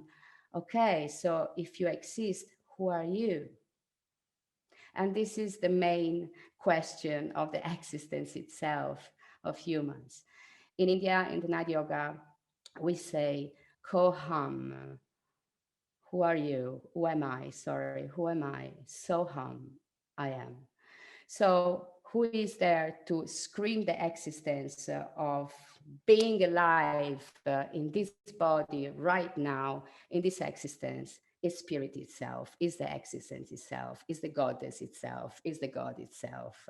Okay, so this is the very, very first spiritual activation that we receive for like that, just for being born. Yeah. So it's beautiful to relate the voice as a spiritual activation every time. Okay. So if we are the vessel and we are we are the passage, let's say like this, of spirit, we are spirit actually. And what we need is to put in action this spirit that is here to live and to be expressed and to be creative again, because it's always a creation in motion, is never ending. Energy is something that never ends, is always getting transformed, right? So, and it's beautiful also to think about materialization. Yeah, what is material is coming from matter, and matter is coming from mother. Okay, so we are all, with our intelligence, potential creators of anything. Said this, which is a lot already. I had the pleasure to work with you, Niaby. Thank you so much for inviting me. And I see Madeleine here, and I just want to say hello to Madeleine, because she just came to Ibiza to have a week with me. I have to say that during the lockdown, I've been so creative on so many levels. I've been preparing all my life to this event. I thought, oh my God, I'm not going to see this. And now it's like, yeah, I'm in. And for me, it was very important to just get out, because I've been preparing all my life for this. And it's like, okay, I needed 2 weeks to put in order everything cosmically. It's like, okay, how I could do, what is there? And so many people come to Ibiza. So many people know me all over around the world, and so many people was asking me, come to Zoom. And I was like, okay, here we go. So I opened up this Zoom, and all of a sudden, my economy was flying like, wow. Yeah. And I have to say that I always push myself very on the edge of everything, because I love to destroy everything, create everything again. So I'm never really saving anything. So I'm always living in this edge, let's say like this, to be surprised and to be creative every time we live. So I'm definitely not afraid of being penniless or homeless, because I know that everything is there anyway, always for me. So said this, I never really counted what I want to do or how much I want to do. I just let it out and I'm just start to be myself, and that's it. And the first sessions actually that I was creating in Zoom and in group was based on conscious donation during the lockdown, because I felt, okay, this is going to be a hard month for everybody. So I want to challenge also this. And people were writing me saying and what is donating, So that was the very first step of everything. Said this, my sessions had to change on Zoom because I use a lot instruments, and for me, voice is needed to be hearable. And I love to create. Actually, there is a beautiful exercise I do during my sessions, the group sessions, which is called the creative chaos.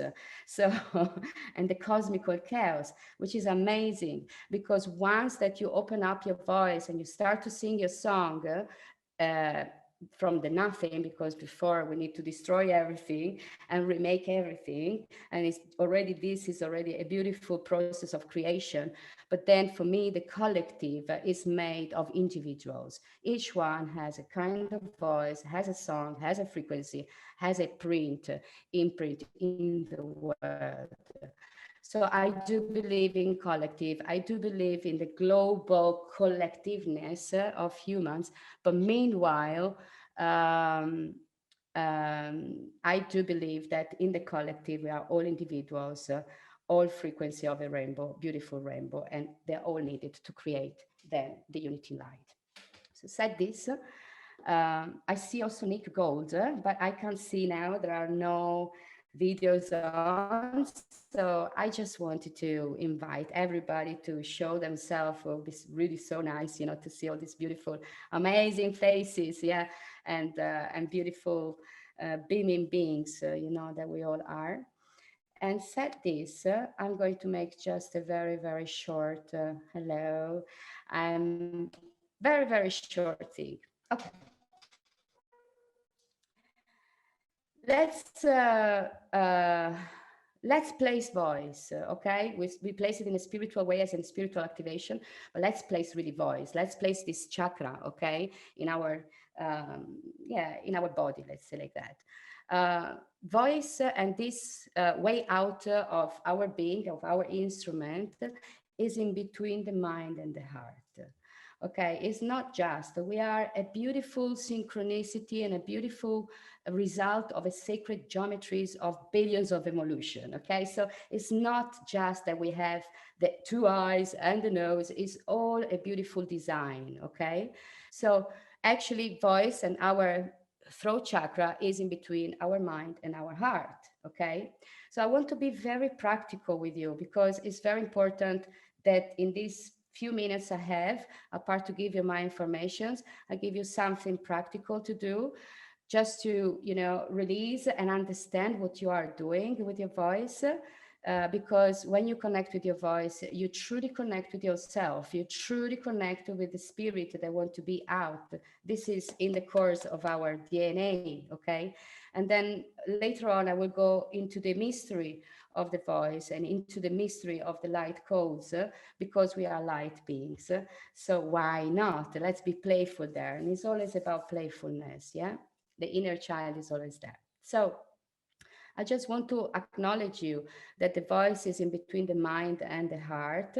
So sometimes when we have too many thoughts and too many informations in our mind, the mind is always thinking, is always active. We can't help, because even when we go to sleep, actually, what we do is to dream. It's always active. So that's the beauty of the mind. Sometimes we forget that the mind is on service of the heart. Okay, so I want to place the heart in our body. The very first sense that we develop in the womb of our mother is the listening, and many times we don't know how to listen. There are too many words, there are too many informations. Okay, so the listening is the very first sense that we develop in our system as a human. Okay, so the listening is very important. The first organ that is formed in our body is the heart. Okay, so the heart is the intelligence, is the real intelligence of our body.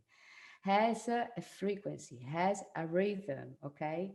The heartbeat is like the pulsing light. The pulsing life is the life force itself that is giving birth every time to something and to yourself. So listening to the heart is very wise, because if we go back in the womb, everything what we were doing was listening the heart, was listening the heart of our mother, was listening the heart. Okay, so the rhythm is the first beat, the heart is the first organ that we listen to, but then we forget about this because we're scared to open that heart and to see the Pandora cage what is bringing. Yeah, if we're not truly connected with love and yeah, humbleness.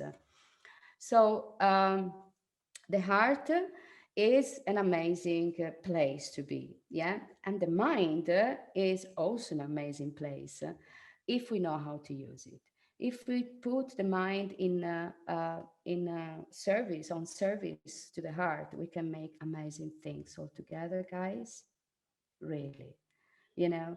And to go in that place which is the heart, we shouldn't be afraid, because when we are there, you know, it's anything is possible. Really, anything is possible. Okay. You connect with your higher self, you start to see that you are playing small because you can't see your higher self. So even in your playing in life, there is always a higher dimension to be and to look at all the picture, you know. So it's very, very important that we know how to listen to this frequency of the heart and really like be connected with this heart. Okay.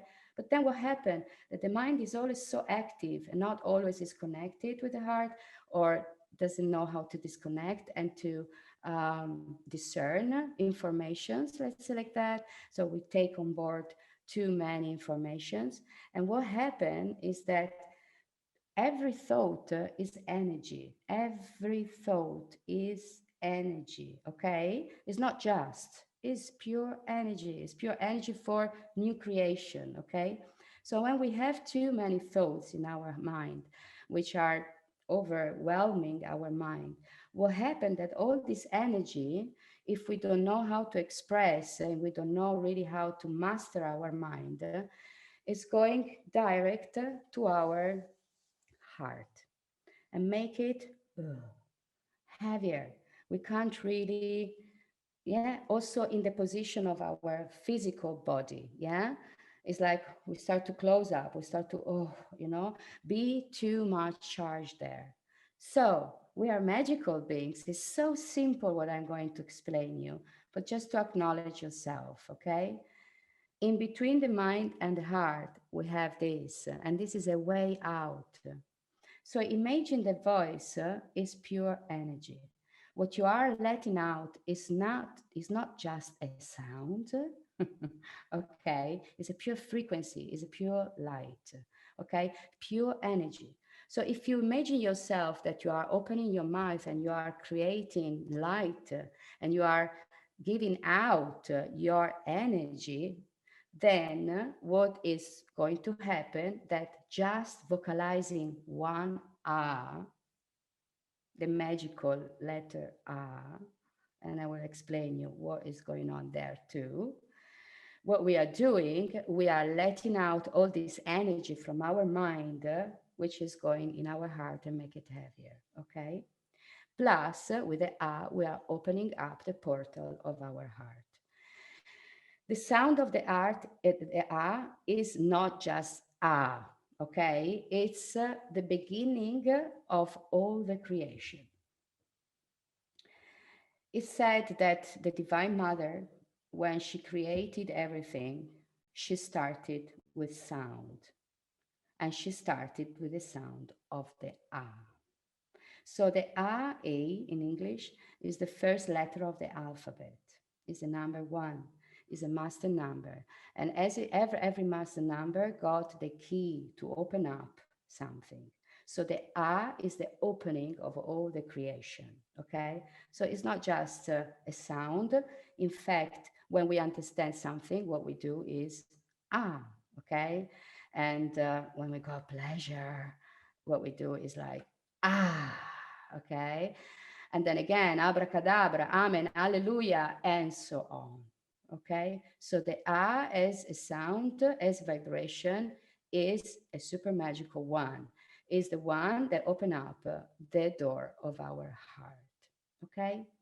So I really invite you to be practical, to sit comfortable, and stop to take notes about anything and just be in the creation itself. Yeah. I really would love that you tune with your vibrational body, because we don't understand how powerful really we are to start to create something new every time from zero, from scratch. Okay. So with this creation of this app, what we are doing, we are opening up our heart. We are releasing energy which was possibly stored too much in our mind, reconnecting with our heart, definitely.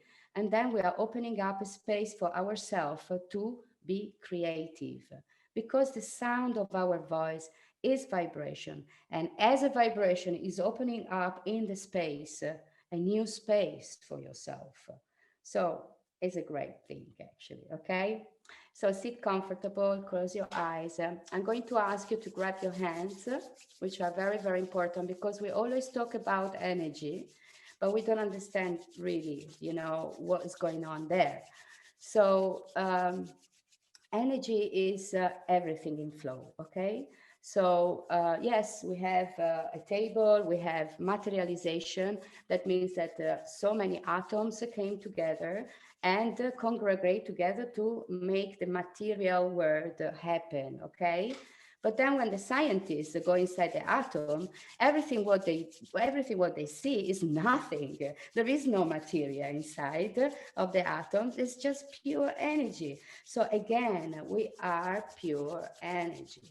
So we grab the hands like that, and we really, really, really, please, please, please, please, please, put your fire inside your hands, put all your presence, yeah, because it's all about presence in the end. If you give presence, then everything is happening, right? So grab your hands, bring all this energy into your palms.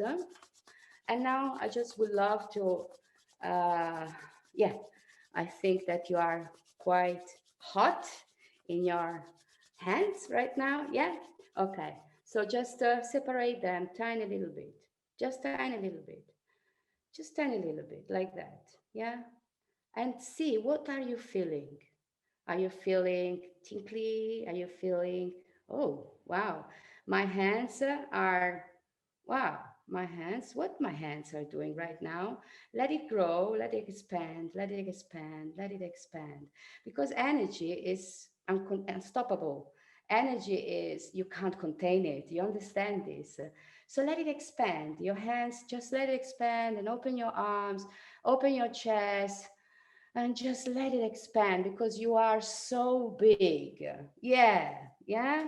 In order to play big, let's feel big, because we are infinite creation right now. So if you catch that, anything is possible.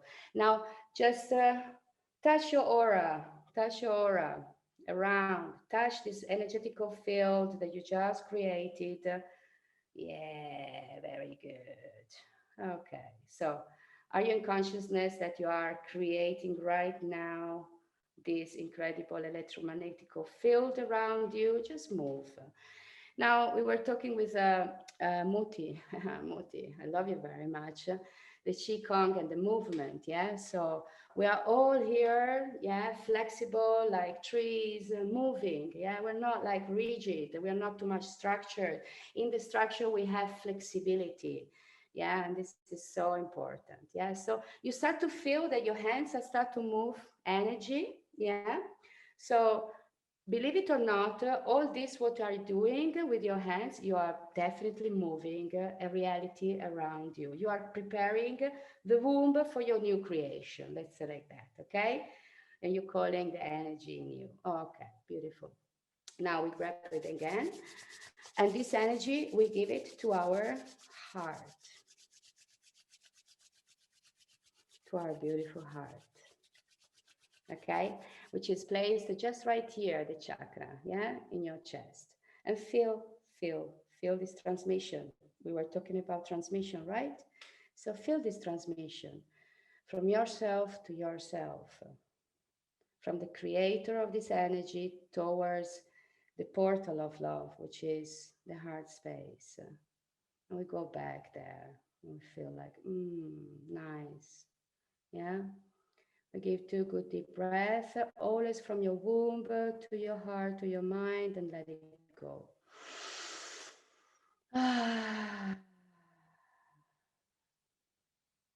And you place 1 more.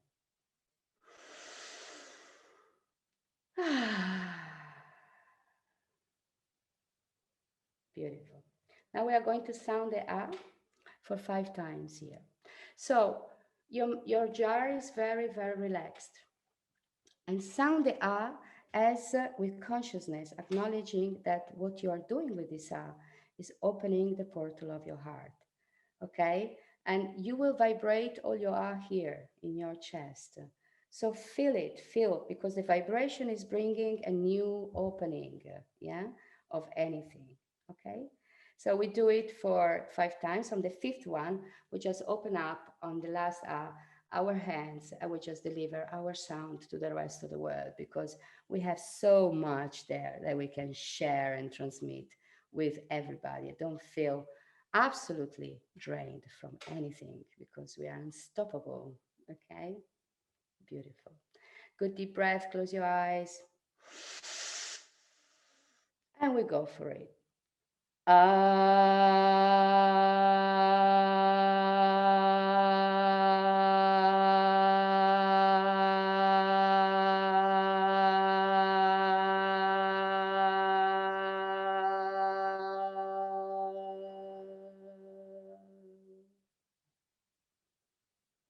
And 1 more.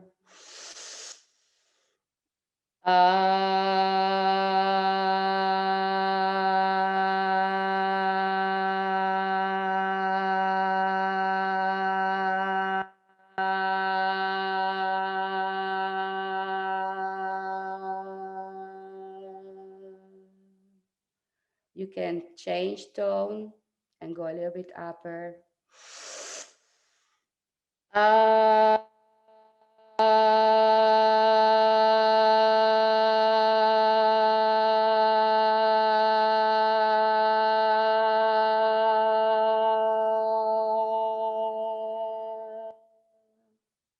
One more.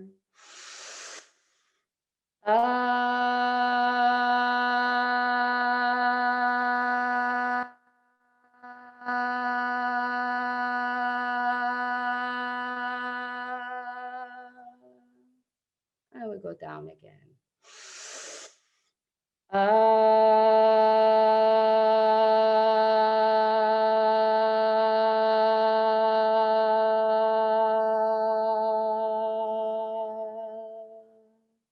The last one.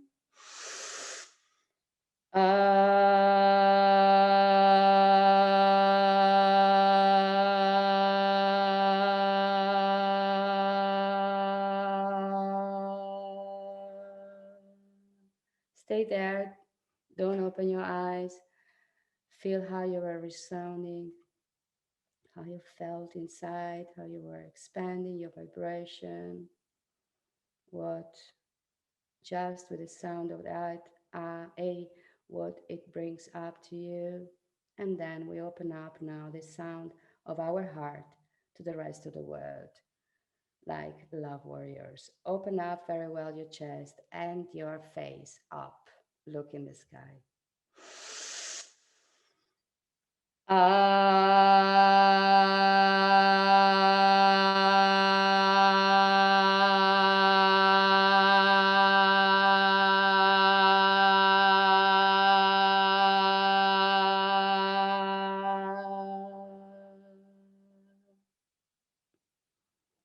Breathe in, your hands up, join your hands on your head. Stay there 1 second.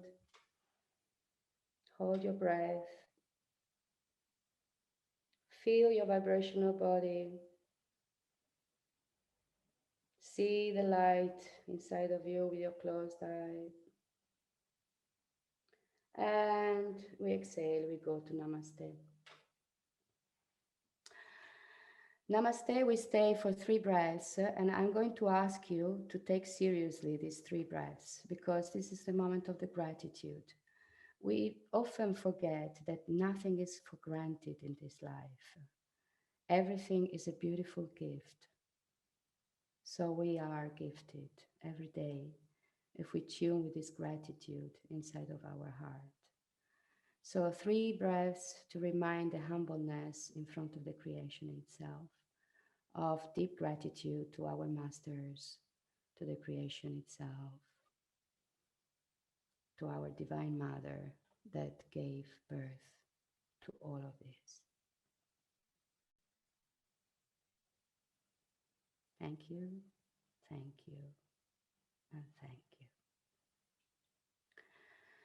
And when we have finished with our gratitude from the bottom of our heart, which is the engine of miracles in our life, we come back to this realm.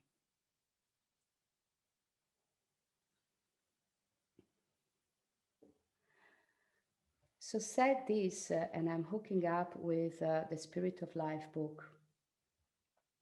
When we truly understand that we are guided every time and everything is just perfect as it is.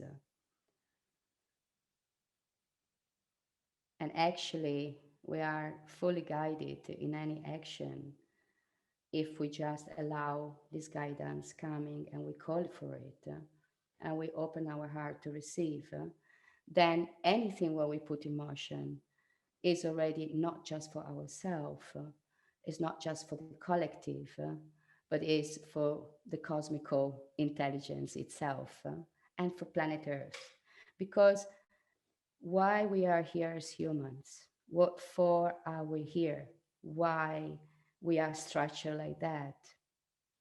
So we are under a law of 7 rays in the universe. The 7 rays are real. There are 7 different frequencies and vibrations.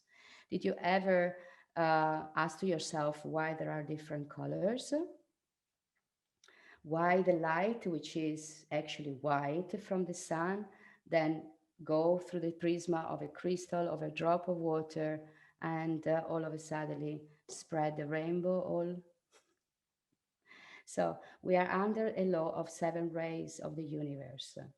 The most biggest ray that is hitting this project, which is called Earth, is the green. And the second one is the blue. Did you ever ask yourself why the sky is blue? So in order to understand really what for we are here and how we can be functional to all this existence of Mother Earth and the cosmos, we need to integrate these informations, because there is where magic really happens. Okay, so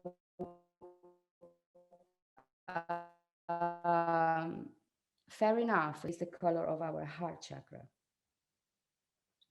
And the second prominent ray, which is hitting the earth, is the blue, and is our throat chakra. Okay, just to let you know how big, important are these 2 informations already on earth. Okay, okay.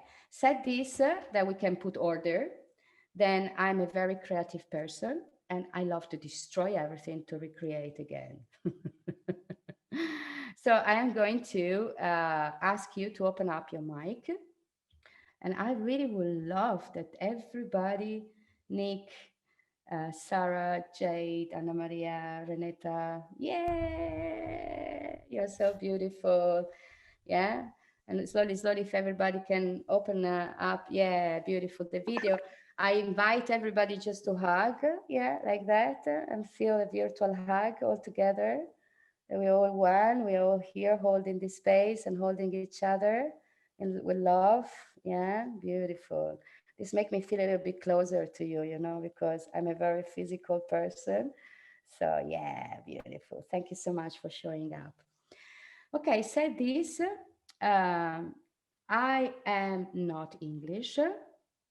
Originally, I'm from Italy, and I've been living here since many years. So I had to learn many languages in order to make myself understandable and to understand the others. But underneath, there is a language which is going above the intellect. And it's a very important code that we are in this moment asked, let's say like this, because we are prepared for this, to yeah, to bring it alive, because we are the result of DNA. The DNA is composed by many things. One is our bloodline, of course, we are bringing all these informations, but then we have also our cosmical informations. And these are not really there, you know, to be listened to, because we, you know, we are not like every day talking like that, you know, because we need to be understood and understandable. So language, uh, the human being have this beautiful gift of our chords. The voice, the human voice is the most precious instrument in the world.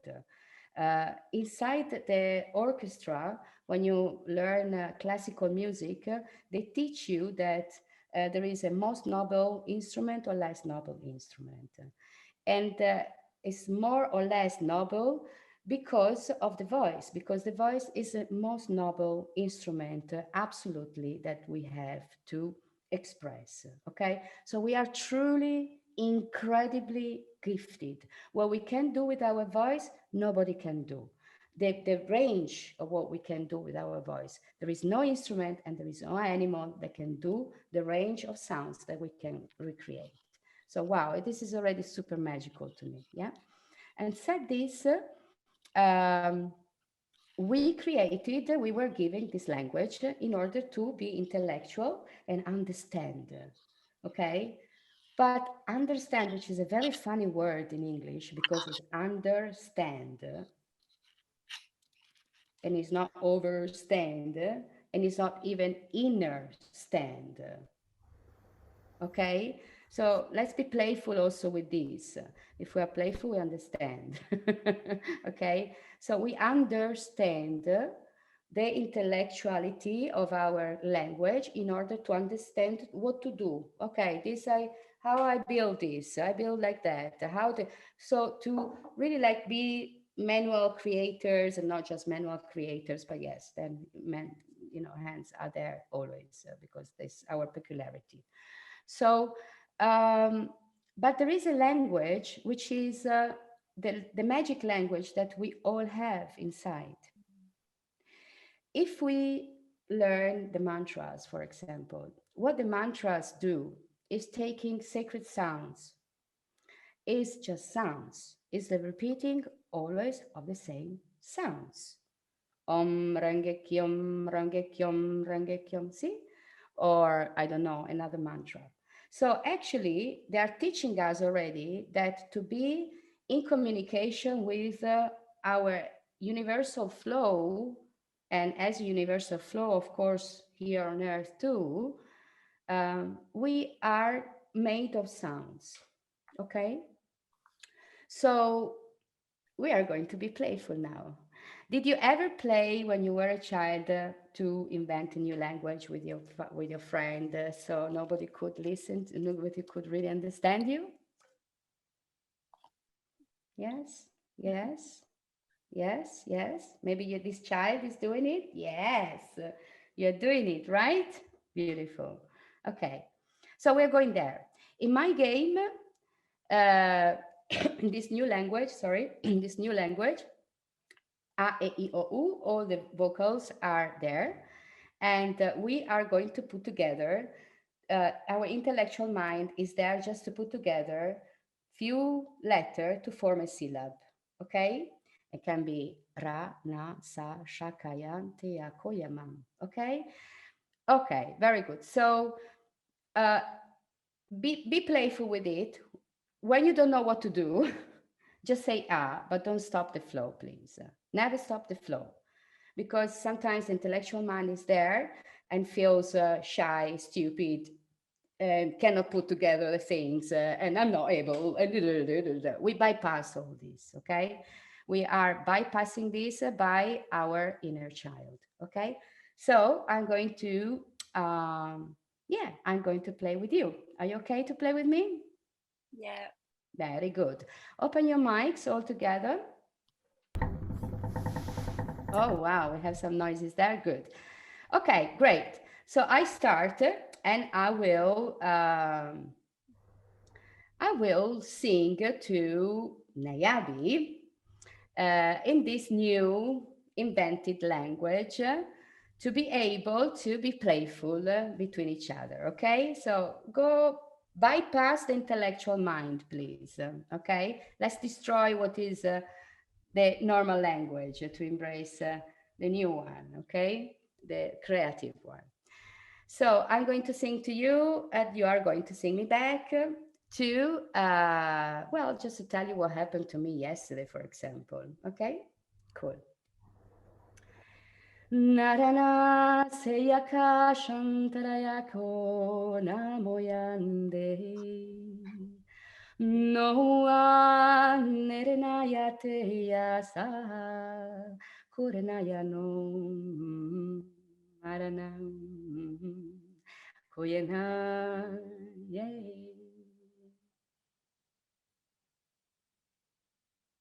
Oya, noya, oya, aya, tuya, aya, tuya, oya, la tuya, aya, tuya, taya, tuya, tuya,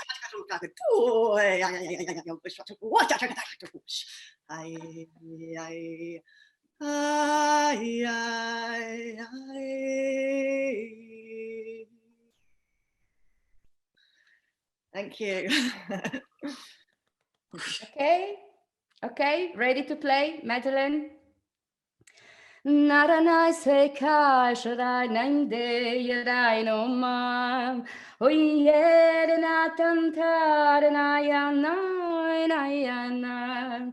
Aire, aire, ne nayaka.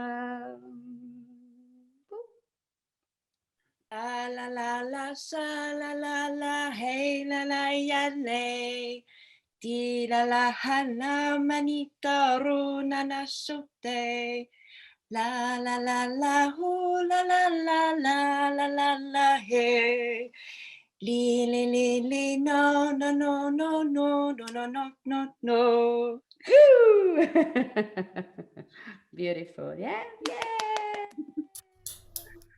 Thank you. Okay, Muti, my lovely, beautiful brother, this is for you. Yeah, you can unmute yourself, please. Yeah.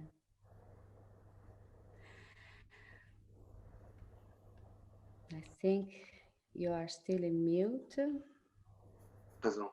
Okay, here we go. Renaya, Waganaya.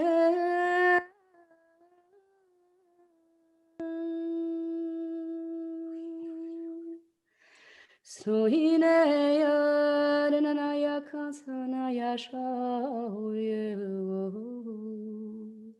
Naira,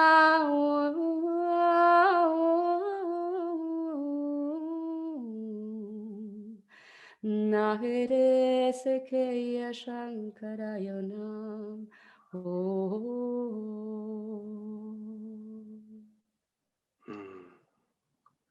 Nei Majanunu Yonande Ayotu Mayolalu in a yay Ayonu My Sunday Nasenayano Nakero to Siermane Alekira Kolake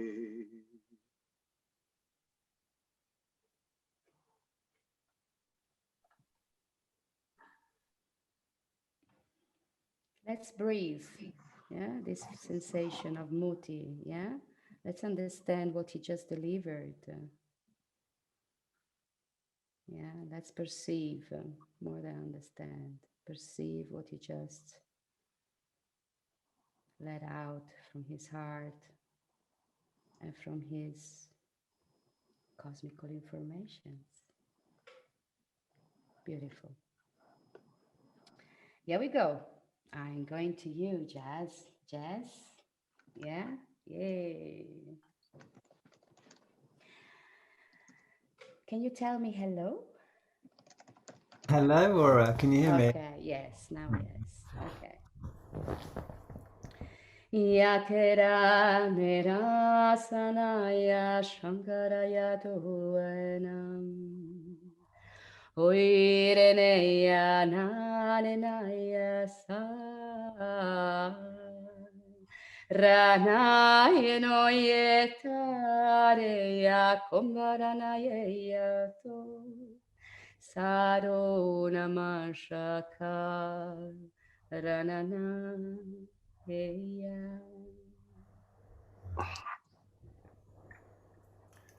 Om Mirai Charawango Timang Kidora Ruduma Rim Yayu Apayang Pangangiho Downy Rao.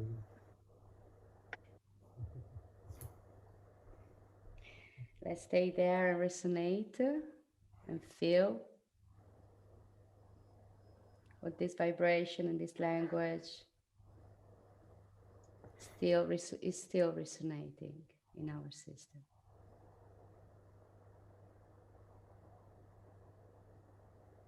Here we go. I see a beautiful child there. What's your name?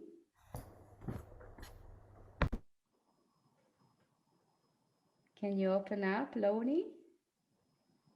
I can't hear you.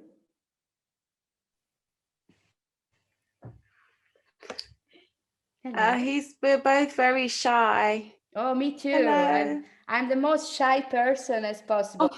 Shall we hug each other a little bit? Yeah. Oh, yeah. You know. He's hiding, and please don't make me sing. No. Sing no. We just play. Okay. We just play. I don't make you sing. If you want to, good. Okay. This is for Loni. Okay. For your mom. Yeah. Okay. Yeah. Okay. Narena saka yosharena yanadam deyaram oirena nena yanayaram ayram sarayanam orinarinantera papa yakerana. La la la la la la la la la la la la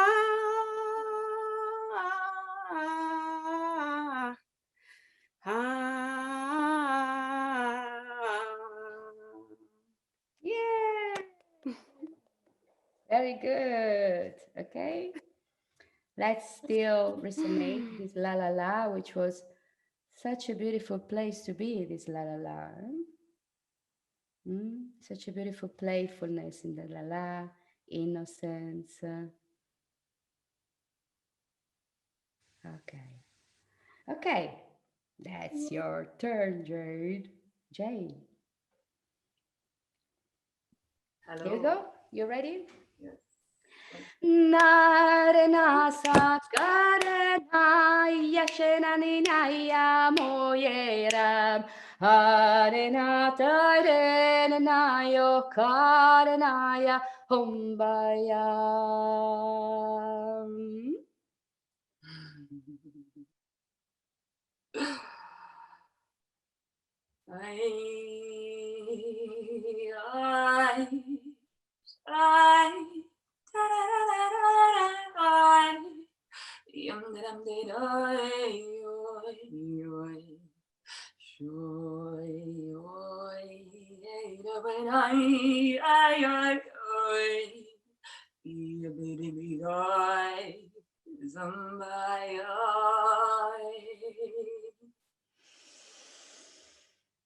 Let's resonate a little bit more with this information.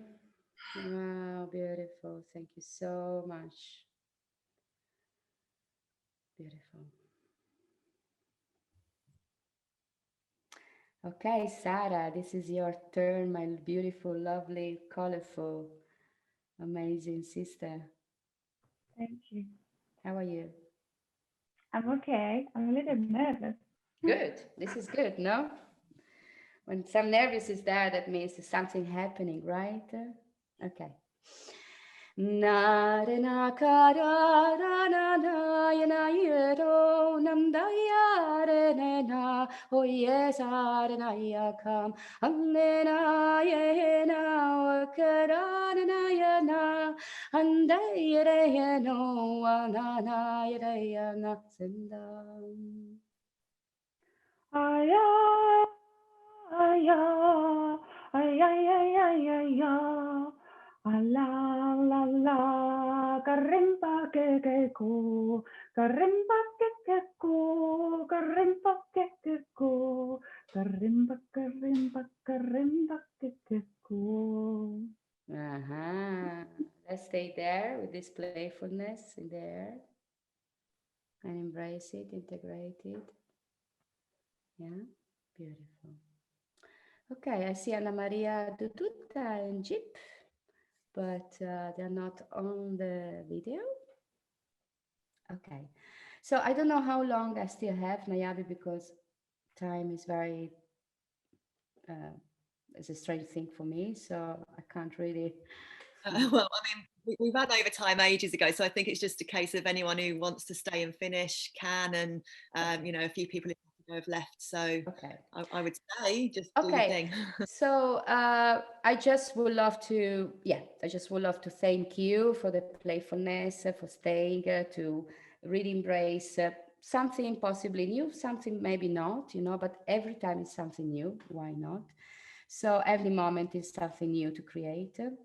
And now I just want to make the last little thing, because if not, I don't feel good if I don't do it. And then I have a session in the other part of the island on the mountain. So I really need to run. I really would love to ask to Muti, because I feel him, if he wants to choose one of the girls to interact with. Jay Muller. For sure. Okay, open up the mic. Very good. Okay, so Muti, you have a message for her. You have a message, okay? You have a message, is there, yeah? And we embrace it with our light language. Let's call it light language, so we give a name to this game, yeah? So all the words that are there and they want to be told, but they don't find the way, then we tap into this language really to feel this person.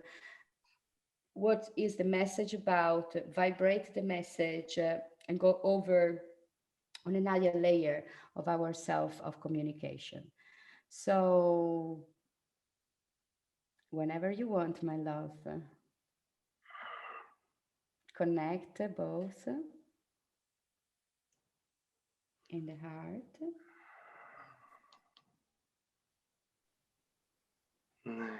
And go for it.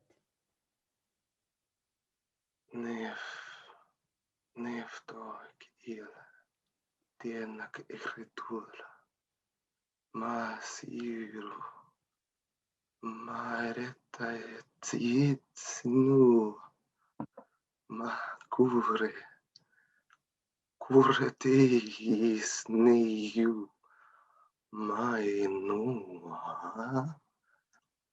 Manu.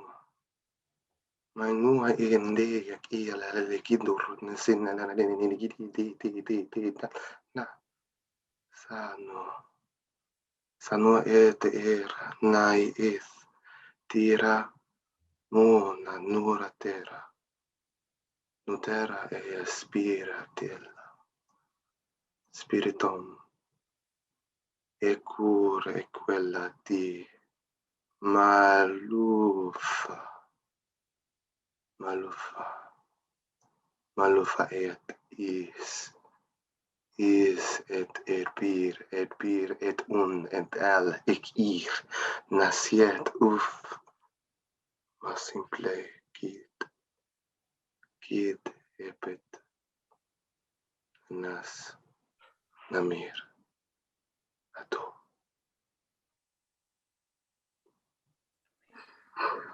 Let's resonate all together. Let's embrace this beautiful, amazing love message.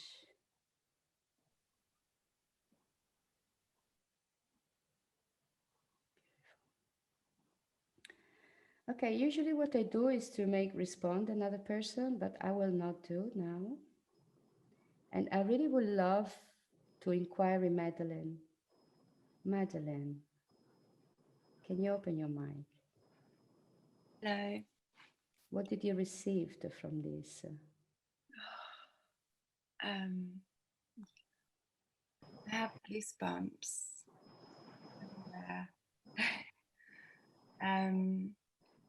I received just such an ancient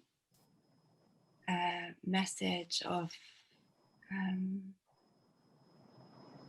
love, of like a deep knowing, and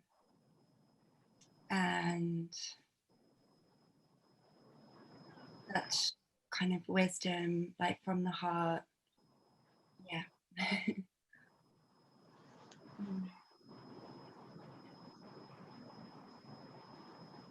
Mm-hmm.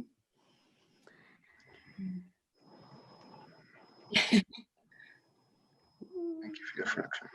Thank you. Yeah, beautiful. I know that now to leave the group like that is a little bit like, okay, what happened there?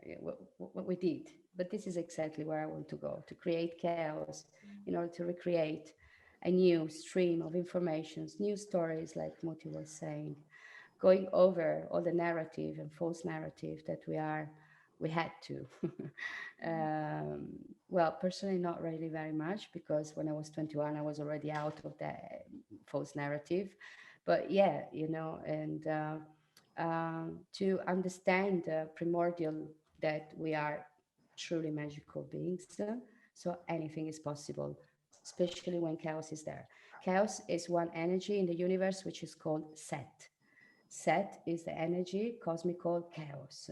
So it's needed, it's there, it will be again, again and again and again. What we need to do is just go over the false narrative, reinvent ourselves, be creative, and go up upon the layers of the false vibrations and the false narratives and the low vibration. And actually, just to give you another tip, if you really want to rise up your frequency and you feel too low, just laugh. Laughing is the best to push up immediately, burst immediately your frequency up. And why we want this frequency up, I will tell you something. When the frequency of our being is low, is going very slow and have many up and down, okay? When it's high, it's going like that, yeah? And going like that, that means we don't have too much up and down, and it's very faster, because when you are in a higher frequency, everything is going faster. So in the materialization of your own creation, if you are on the low frequency, everything will be slower. But if you rise up your frequency, everything is just manifesting even before you start to think about it sometimes. Okay? So thank you so much for having me here. And yeah, what can I say more, Niaby? Nothing more. I'm telling people I will be back online very soon, but the fact that I have so much work still here with humanity and human material, which is great. But yes, in 2 weeks' time, I think I will close the first group session in Zoom, and this is the way more or less that I work. So whoever is interested to hook up, just come, and there is a universe there to know about your voice and the magic tool of your own voice. Okay. Thank you so much. Thank you. Thank you, Aura. Yeah, thank you so much, Aura, for, you know, I'm always blown away by your magic that you share with me weekly, but yeah, it's always so magical to see it being shared with new people. And certainly for myself, it took me a long time. I had to work with Aura one-on-one for quite a long time to be able to find the courage to use my voice in a group. And I'm always blown away every single week that I work with Aura in group, and again today, to see people who haven't done this before, who are nervous, and who are just doing it anyway. So particularly for those of you who are super nervous and did it anyway, you have done something really incredible and really beautiful that you've achieved today. And I think it was Patrick who said earlier, you know, creativity is pushing yourself out of your comfort zone, and you've done that here today. So you've achieved creativity in this workshop already. So thank you so much to everybody who gave their time to come, and to everybody on the panel. And Jess, I'll pass it back to you. Do you want to close up? Yeah, wow. Thank you. That was really amazing. It was really expansive, Aura. I felt really like expanding beyond. I feel like I just don't really have much to say after this whole session. Everybody really had such amazing things to say, and thank you so much to everybody in the panel. I think everyone's voice is really, really important for all of us to be heard, you know. Really, really great things that were shared, and about the future as well of creativity, and really like bringing it into ourselves and becoming the creator, so that we can design a new reality throughout all of this chaos. And I feel like, yeah, it was really, really juicy. Thank you all so much. And to everyone who stayed here right until the end, thank you for showing up here. Thank you. How we do the work. I just like to share as well, just a deep gratitude for everyone for showing up in this moment, and all that was able to emerge from the heart space. I'm deeply someone who operates with my heart, and to feel the medicine and light codes that Aurora you brought through to me, I'm deeply grateful, because without knowing, I was calling this medicine in myself for my Sunday. And just a complete cracking open, you know, even further than you even thought was possible. And that is, it shows you of the infinite potential of our beings, and it transcends even the mind even further. And I'm so grateful for that, because it's a deep miracle. You said at one point, the basin of the heart being the engine of miracles.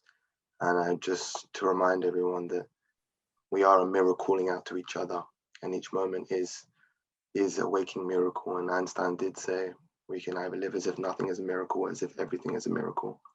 And I deeply, deeply am grateful for the miracle that has just occurred in my life in this present moment, and what it will enlighten and illuminate in the pathway going forward into the future. Aurora, I look forward to seeing you in Ibiza. Look out for my dear brother Marv Radio. He's a sound healer as well, who's just landed in Ibiza, and he's landing today. And you'll see him. He also does medicine circles, and you'll meet each other, and I can feel it. And it will call us again to meet each other on the island. So blessings, many blessings, and ripe picking for your own gardens inside. And we have been deeply watered and replenished. And I'm very grateful for the purity that we experienced in this moment, because it is so pure. It's so pure. Thank you. Does anyone else have anything they'd like to share? Just thank you. Thank you so much for hosting such a beautiful, beautiful, beautiful Sunday morning.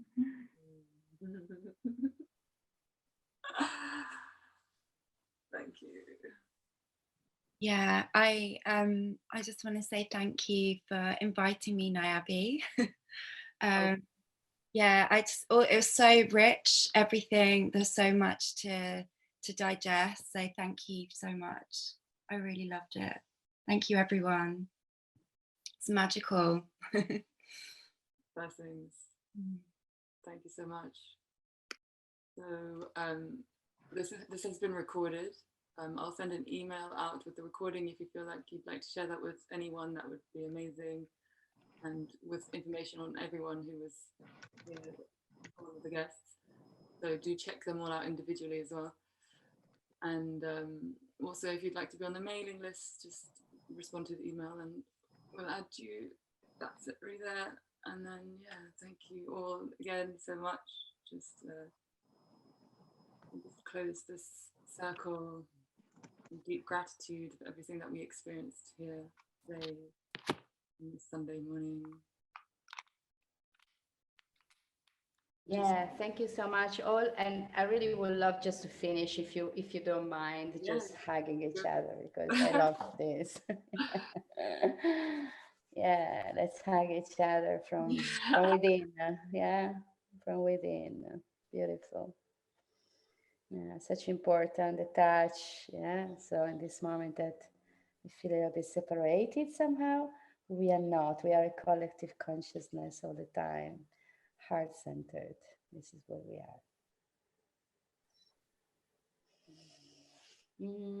I have to disconnect because I have a session on the mountain, a personal one. So Madeleine, Niaby, Muti, thank you so much for creating this beautiful space, really. Yes, thanks for the co-creation. Thank you, everyone. Take care, Aura. I need to jump as well. So take care, everybody. It was magical. I've used the word quite a lot, but it was magical experience. So thank you, Jess, for inviting me to host as well. I really appreciate it. I enjoyed it a lot. So thank you. Thank you to everybody as well. Take care. Have a beautiful Sunday, everyone. Radical Fierce Love. Let's keep this motion, this energy flowing into all of our creations in our lives. I look forward to meeting you either in the flesh or another opportunity to curate one of these wonderful spaces. Keep shining a light, people. This is only the beginning. This is only the beginning.